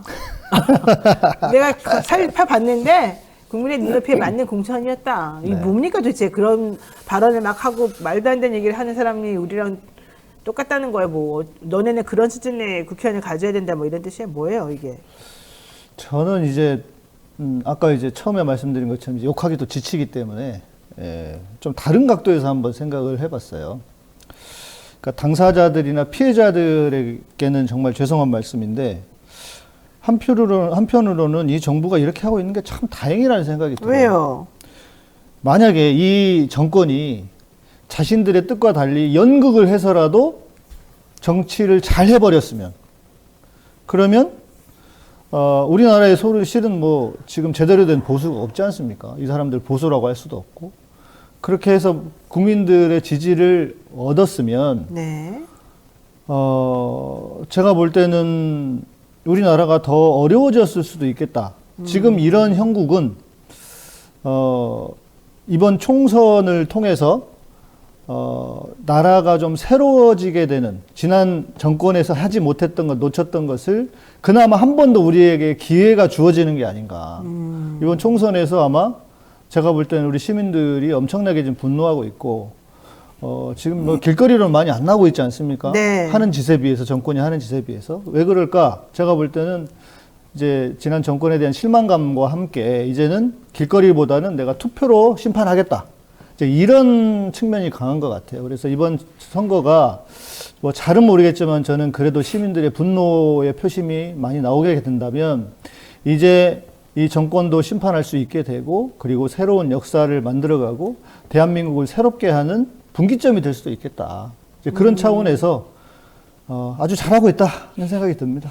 이제 당하고 계신 분들에게 너무 죄송한 얘기지만 항상 값은 치러야 되는 거니까요. 그러니까 오히려 이렇게 하니까 국민들이 상황을 좀 제대로 파악하고 뭐가 문제인지 알게 되고, 그쵸. 민주주의를 위해서 싸울 수 있는 상황이 만들어지고 있다. 예를 들면 그 친일파들 지금 보십시오. 다 스물스물 기어 나오지 않습니까? 뭐가 그렇게 자신 있게 얘기를 합니까? 그리고 일본 가서 살지. 그러니까 이걸 보면 제가 볼 때 우리 국민들이 그래도 이건 아니지 이러실 거라고 봐요. 그래요. 예. 우리 스님 어떻게 보세요? 도태우 후보는 제가 아주 인상적으로 몇 년 전부터 보고 있었던 분이에요. 이분 사상가예요. 제가 왜 이분을 기억하게 됐냐면, 보통 사람들은 잘 기억하지 못해 2021년에 무슨 일이 있었냐면, 김일성 회고록 세기와 더불어가 남한에서 출판됐어요. 네? 우리나라에서. 그래가지고 이제 그 교보문고에서 팔았어요. 네. 네, 그래가지고 그 김일성의 회고록 세기와 더불어가 이적 표현물이기 때문에 출판되어서는 안 된다라는 이제 논란이 일어났는데, 네네. 그 당시 국민의힘에서 정식으로 논평을 냈는데 뭐라고 냈냐면, 그 이적 표현물이기는 하지만 이제 우리 사회가 성숙했고 이거를 보고 친북 종북이 될 사람들은 많지 않기 때문에 그 자유로운 표현의 자유를 억압해서는 안 되기 때문에 국민의힘이 정식 논평으로 거기에 대해서 개의치 않는다라고 그 대표적으로 하태경 의원이 목소리를 내서 이걸 가지고 국가보안법 처벌 운운하는 것은 좀 시대에 뒤떨어진 것이지 아니냐라는 공식 논평을 내었는데, 네. 시민들 그러니까 보세요. 이렇게 정신 차리게 얘기하면 국민의힘 지지율이 올라갈 거 아닙니까? 그런데 그때 이 세기와 더불어가 한국에서 출판이 돼 대한민국에서 이거 안 돼 한 그 열혈 21명의 시민들이 법원에 판매중지 가처분을 냈어요. 네. 출판사를 상대로. 그때 소송을 대리한 그 소송 대리인 변호사가 도태우 변호사입니다. 근데 그때 재판부에서도 이거는 비록 이적 표현물이라는 판례가 있지만 세기와 더불어가 여러 나라에서 출판되었고, 또 통일부라든지 대학 도서관에 비치되어 있는 경우도 많기 때문에 이건 판매된다고 해서 특별히 문제가 있지는 않다라고 해서 그 판매중지 가처분에서 기각 처분을 내렸거든요. 그러니까 국민의힘에서 그 책 정도는 괜찮다. 네, 우리나라가 이 정도의 사상의 다양성은 존중해줘야 된다라고 논평까지 냈는데, 네. 거기에 반해서 안 된다. 이런 네. 책 내면 안 된다고 막 앞장서서 했던 사람이 도태우라는 얘기죠. 그 사람들의 이제 변호인이죠. 그런데 어떻게 그런 사람이 공천이 됐죠? 야, 그러니까 신기하네. 사상가죠. 이분은 국민의힘보다 훨씬 오른쪽에 있는 사람들이에요. 국민의힘이 진짜 다양하게 포용력이 넓군요. 이거 공천 처리하지 않는 그 이유를 대면서 여러 가지 다양성이 존재해야 되는 거 아니냐라고 할 때, 그 다양성이 지금 그 세기와 더불어 출판에 대해서 판매중지 가처분 사례에서 나오듯이 국민의힘보다 이분이 훨씬 오른쪽에 있는 거예요. 그러네. 네, 극우. 그러니까 이제 그쪽 극우적인 훨씬 오른쪽에 있기 때문에 다양성이 맞죠. 네. 그런데 이분은 비록 사과했지만, 아마 그 상황에 몰려서 한 사과이지, 앞으로도 계속 이런 발언이 계속 아마 그 사상가이기 때문에 계속해서 나올 걸로 기대하고 있습니다. 비겁하지 않습니까?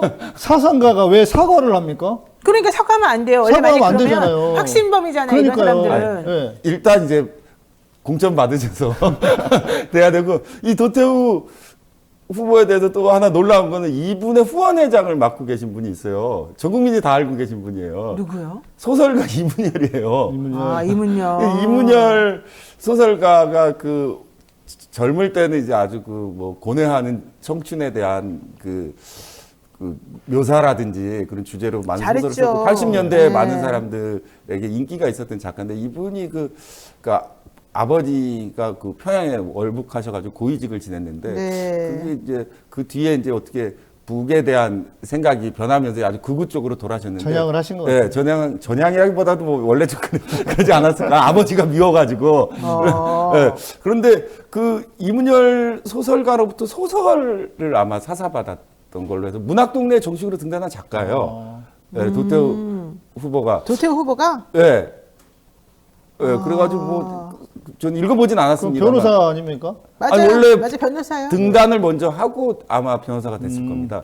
그래서 아주 재주가 많으신 분이에요. 그래서 저는 이분이 앞으로 본인의 그 사상을 유려한 필치로 여러 번에 걸쳐서 아마 그 펼쳐냈을 걸로 이렇게 기대하고 주목하고 있습니다. 제가 좀 찾아봐야 되겠는데 도태우 더 그런 정말 이런 정보에 대해서는. 아니 네. 그 제가 이제 듣기로는 변희재 대표의 전 변호사였다고 해요. 네. 그런데 변희재 대표가 모 방송에 나와서 그 폭탄 발언을 했어요.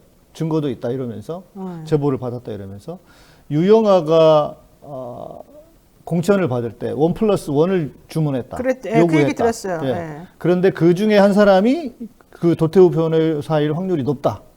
이렇게 이야기를 하더라고요. 네네. 예, 그러니까 이제 주문을 받았으니까 오더를 받았는데 그 오더를 어떻게 취소하겠습니까? 만약에 그렇다면. 아니 그리고 이분이 지금 경선에서 이기셨어요.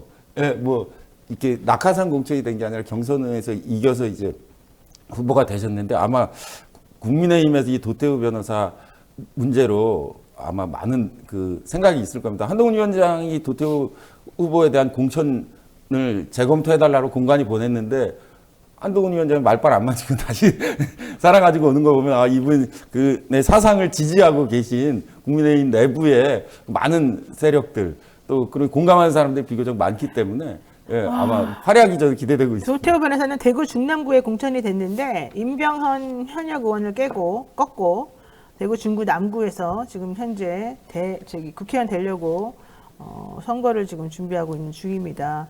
도태우 변호사가 그러니까 되게 세군요, 말하자면은.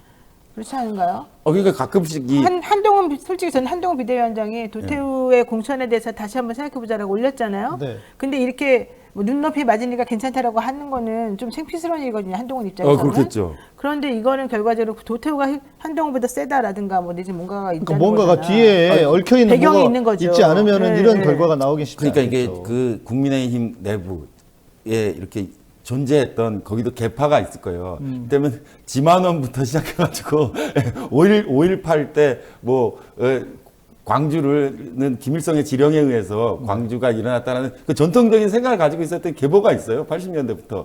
그 계보들의 생각을 대변하는 사람 지금 존재하지 않는데 도태우 변호사가 그 북에 대해서 가장 강경한 입장을 가지고 있는 사람들이 아마 지지를 받고 있겠죠. 이 사람들이 이력도 특이해요. 이분이 딸만 4명을 두고 있는데 그 대구에서 계속 살았던 사람이에요. 그러다가 서울대학교 공업화학을 전공하다가 중퇴하고 다시 국어국문학과를 전과를 해가지고 네네. 학사학위 취득한 다음에 사법시험에 붙은 거예요. 네. 유능하신 분이. 그러니까 1987년도 학력고사에서 네. 나랑 같은 학력고사 맞네. 대구 경북 지역 전체 수석을 했고요. 서울대학교 공과대학 공업화학과 입학했으나 자기하고 안 맞는다 그래가지고 서울대 인문대학 국어국문학과로 전과를 했고요. 그래서 아까 말씀하신 발루아의 환영이라는 책, 1993년 문학동네에서 발루아의 환영이라고 하는 소설을 써가지고 당선이 됐어요. 그리고 난 다음에 정치학 분야에 이제 발을 담가가지고 서울대 대학원에서 정치학을 공부를 했고요. 그러다가 법학 공부를 또 시작을 해서 2009년도에 사법시험에 이제 합격을 하고 연수원을 수료했죠. 나보다 늦네, 이 사람이. 말 내리셔도 되겠네요. 나이도 저보다 한 살 어린데 저보다 느리네요. 어쨌든 이 연수원도 후배네. 어쨌든 이 사람은 보수 성향의 변호사 단체인 자유와 통일을 향한 변호사 연대에서 활동을 했고 박근혜 대통령의 변호인단으로 활동을 하면서 자신의 보수적인 견해를 널리 퍼뜨리기 위해서 보이스 오브 네이션즈, 본 뉴스라고 하는 유튜브로 채널을 개설을 했고요. 최순실 태블릿 PC 조작서를 지속적으로 주장을 했고 이건 변희재처럼 그래서 똑같네. 같이, 그래서 변희재랑 같이 하는군요. 예. 이와 관련해서 여러 가지 법적 행동을 취했고요. JTBC 기자들도 고발했고요. 근데 그 고발이 각하가 되고 나니까 또 뭐 항고도 하고 별별 걸 다 했습니다. 끝까지 어쨌든 좀 싸우는 그런 사람인 것 같아요. 그러면서 박근혜 전 대통령의 무죄 주장, 문재인 대통령을 여적죄로 고발, 엄청난 극우적인 활동을 많이 했고 국민의힘 전당대회에서 최고위원으로 출마했다가 낙선하기도 하고 그럼에도 불구하고 이번에는 승리를 지금 하고 있는 이런 상황입니다. 이야, 단순하지 않아요. 그 행적이 일관된 사상가예요. 단순하지가 않네. 네. 그러니까. 그래서 지금 뭐 사과한 것은 이제 상황에 의해서 사과한 것이지 실제 생각이 뭐 바뀐 거라고 생각하지 배지 않아요. 달고 싶어서 그런 것 같은데 네. 그런데 이제 이런 게 있는 것 같아요. 저 말씀 이제 그 변호사님 말씀하는 거 듣다가 보니까 대구 출신이고 대구에서 1등이었다. 이게 지방에서는 엄청 큽니다. 아, 그래요? 지금 예를 들면 원희룡 제주도, 장관. 그분들 수석이죠. 네, 제주도에서 전국 1등이었다 하지 않습니까? 공부들을 잘해. 아유, 진짜. 그러니까 쓸데없이 공부만 잘하는 인간들이 있죠. 그런데 제주도의 분위기는 뭐 다는 아니겠지만 그래도 원희룡이 제주도에서 우리를 대표할 만한 인물 아니냐. 대통령 한번 만들어 보자. 이런 분위기들이 제주도에 있다는 거예요. 그러니까 이것이 무슨 뭐 그가 어떤 지향을 가지고 있는 이거보다는 그래도 1등이었잖아.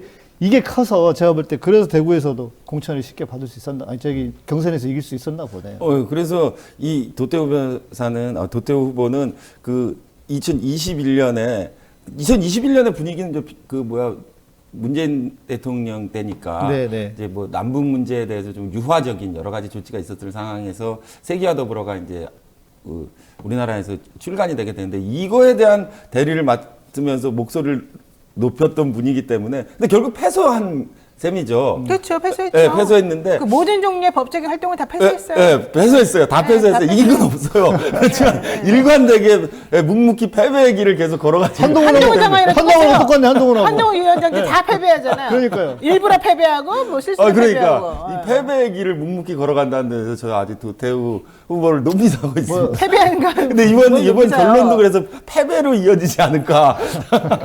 그러니까 뭐 이번에 당선될 거예요. 이동영 워낙 그래서. 그러게요. 사상가이긴 하지 모르겠지만 네. 무능하네요. 계속 지는데 변호사가. 그러니까 이게 똑똑한 사람이라 하더라도 올바르지 않은 사상을 가지고서 계속해서 방향성을 잘못 잡으면 망가진다. 이게 지금 우리들이 좀 생각해 봐야 될 부분입니다. 화제를 돌리겠습니다. 대통령이 신년 업무 보고를 민생 토론회로 대체한다면서 참 정말 너무합니다. 지난 1월부터 전국을 돌며 민생 토론회를 하고 있습니다. 지금 19번째 했다나요? 20번째 했다나요? 20번 된 거 아닙니까? 네, 선거운동 하고 있는 거 솔직히 노골적으로 선거운동 같아요. 왜냐면 지금 천조 풀었어요. 천조. 네. 이게 말이 되냐고요. 그러니까. 우리 국토를 어떻게 하겠다는 건지 비행기, 고도, 산림, 군사시설 다 지금 엉망진창으로 만들어 놓고 케이블카드만 원하는 데 다 해주겠다는 거 아니에요, 지금. 그러니까 뭐 진짜 60, 70년대, 70, 80년대 개발 시대의 논리를 그냥 계속 가지고 있는 것 무슨 같은데. 막걸리 고무신 선거 같아. 네. 그리고 국가도 그냥 다 개발만 하겠다는 거 아닙니까? 원하는 거 다 개발해 주겠다. 케이블카 달아주고 뭐 심지어 군부대도. 근데 누가 그러더라고요. 천조국 하잖아요, 미국을. 그런데 야, 우리가 이렇게 천조국을 달성하는구나. 아니 돈 어디서 나서 천조국이 되는 거예요. 그러니까요. 600조 세수도 지금 못 해가지고 모자라가지고 지금 도로에 어제 이제 제가 아는 이제 군목 동기 목사님이 자전거를 타고 가다가 넘어져가지고 갈비뼈가 부러졌어요. 어머나. 왜 그러냐 그래봤더니 자전거 도로가 끝나는 데서 도로하고 연결되는 데가 이렇게 조그만 홀이 있었나 봐요. 싱크홀까지는 아니더라도 포토홀이라고 하나요? 그게 홀이 있어가지고 바퀴가 들어가는 바람에 넘어져 가슴 이게 다친 거예요. 그래서 제가 그거 다 윤석열 때문이에요. 몰랐어요. 그랬더니 요즘 도로에 그런 데가 많아요. 빵꾸난 데가 많은데 그거 돈이 없어가지고 고쳐지질 않아. 네. 돈이 없어가지고 그래놓고는 무슨 놈의 천조를 어디서 만들겠다는 거예요, 도대체. 예? 이거는 참 대단한 사람이라는 생각이 듭니다. 예. 다행입니다. 예. 다행이라고요? 아까 말씀드렸잖아요. 다행이다. 이런 사람이 있으니까 근데 문제는, 시민들이 깨달을 수는 있겠죠. 문제는 호남은 아직도 안 갔다니까요. 19번, 20번 가는데 네. 호남은 도대체 어떻게 된 거냐고요. 호남.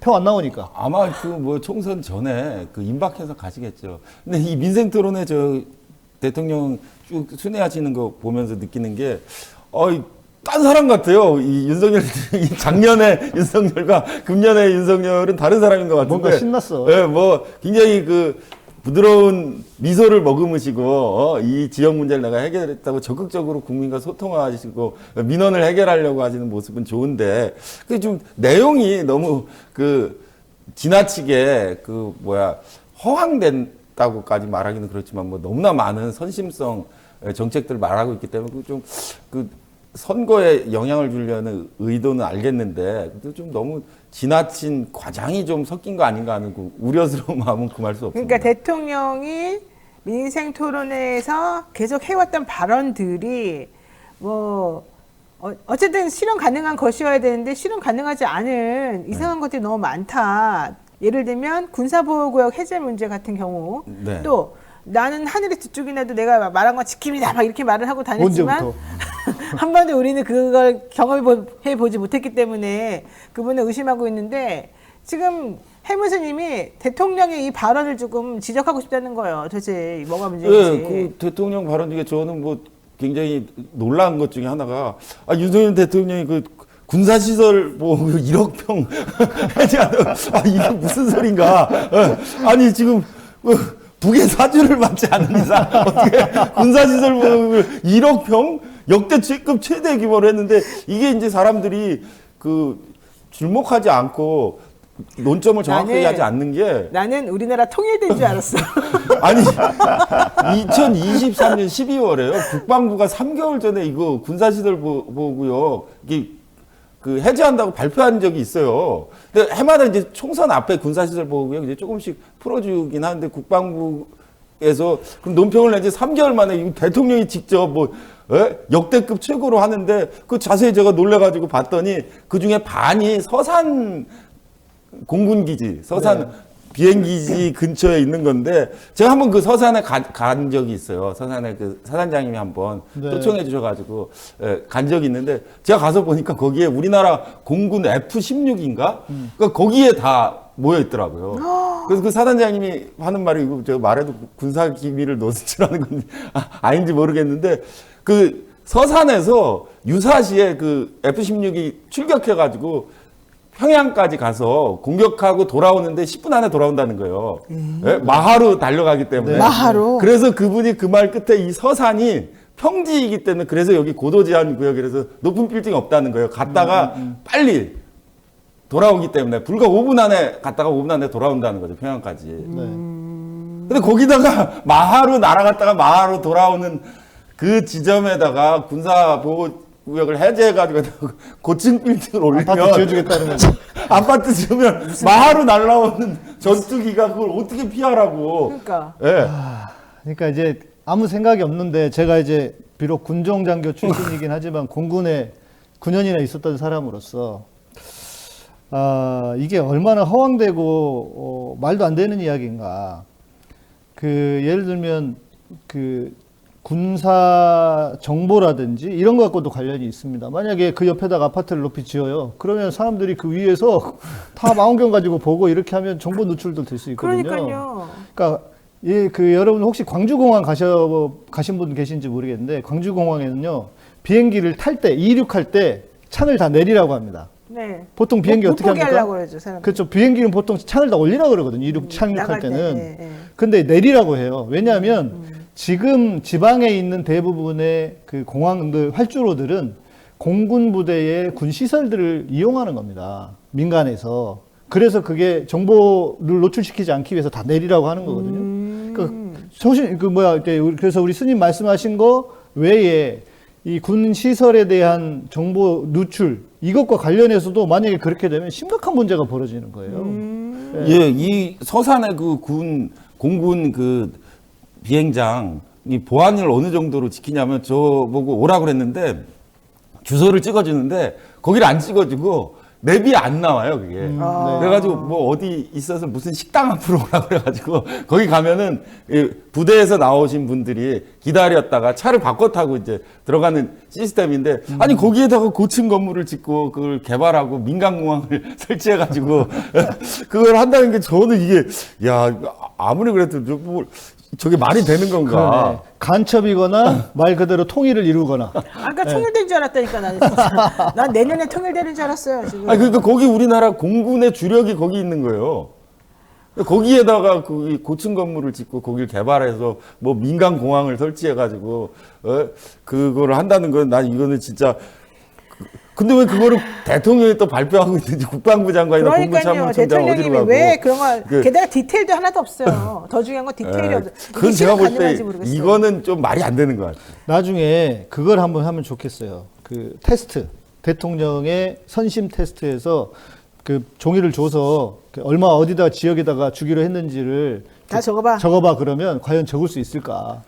제가 볼 때는 못할 것 같아요. 뭐가 뭔지도 모를 거예요. 기억도 못할 거예요. 자, 두 번째 마지막 요 얘기 한번 해보겠습니다. 대통령이 어쨌든 민생 토론을 좀 많이 하고 돌아다니고 계시고 호남은 절대 안 가지만 경기도는 많이 갔단 말이에요. 그러면 경기도 지사가 중요하지 않아요? 네. 대통령이 혼자 그걸 할 수는 없잖아요. 그냥 말만 한다고 되는 것도 아니고 그러면 경기도 지사하고 뭔가 어느 정도는 조율이 좀 이루어져야 되는데 7번인가 했다는데. 네, 한 차례도 초청이 없었대요. 김동연 지사가 매우 어이가 없다고 지금 그래요. 오히려 대구에서는 홍준표 시장을 불러가지고 그랬는데 네. 김동연 지사는 한 번도 안 불러줬대요. 왜 이러죠? 김동연 지사는 피의자도 아닙니다. 우리 대통령 피의자 알려져 있어가지고 겸상도 안 한다고 그러잖아요. 그러니까 어차피 안 할 거니까 괜히 불러다가 할 거 뭐 있습니까? 어차피 쇼인데. 아 그래요? 제가 볼 땐 그래요. 어차피 할 것도 아닌데 저거 군사시설 서산공항에다 어떻게 건물을 세웁니까? 그거를 믿는 사람이 바보 되는 세상이 될 건데. 그리고 이런 생각은 들어요. 이 또한 참 한편으로 보면 잘하고 있다. 망하는 길로 가고 있는 게 역사적으로도 보면은 또 이렇게 여러 가지 이런 얘기 했지 않습니까? 동종 교배는 망한다. 네. 지금 자기 편만 어떻게든 자기 편, 자기 좋아하는 사람, 자기 마음에 드는 사람만 데리고 뭔가를 하려고 하는 거 아닙니까? 근데 정치가 그런 게 아니잖아요. 정치는 나를 지지하지 않는 사람을 데리고 와야 이기는 게임이 정치인데. 그렇죠. 네. 그 기본도 모르고 거기다가 야당이니까 자기가 마음에 안 드는 당이니까 안 데리고 7번을 하는데도 한 번 형식적으로라도 하겠어요. 이제 웬만한 멀쩡한 사람 같으면. 참 잘하고 있다. 이렇게 평가하고. 근데 저는 아마 윤석열 대통령이 김동연 지사하고의 그 면담 혹은 그 김동연 지사를 불러서 같이 하다는 건 이루어지지 않을 거라고 생각하는 게 김동연 지사가 원래 부총리 시절에도 예산을 기획하고 예산을 배분하시던 분인데 윤석열 대통령이 하는 얘기 들어보면은 다 말이 안 되는 얘기해서 혹시 자제력을 상실하시고 언론 앞에서 한마디 하면은 일파만파이기 때문에 아마 윤석열 대통령이 김동연 지사를 절대 부르지 않을 겁니다. 또 그런 디테일이 있었네요. 아이고 진짜 걱정되는 게 한두 가지가 아닙니다. 지금 아리백도 사실 문제입니다. 지금 다루진 않고 있지만 맞아요. 아리백 이번에 그 아리백으로 생산되지 않은 물건들에 대해서는 받지도 않는 그 수출도 안 된다는 건데 지금 원전 또 새로 지는다고 막 그러잖아요. 도대체 막 거꾸로 가고 사회 세계를 알지도 못하고 거기에 또 지적을 하면 뭐라 그런지 아세요? 모르면 어떻습니까? 이렇게 대답한다니까요. 그렇죠. 그때 그랬잖아요. 모르면 어떠냐고. 네, 그리고 말이 되냐고요. 대통령이나 그 밑에 그 비대위원장이나 똑같지 않습니까? 그러니까 나는 그 비대위원장이 그렇게 말했어요. 저는 대통령이 그렇게 말한 거는 이해를 했어요. 그래도 그 어느 정도 그동안의 행적을 봐가지고 행동과.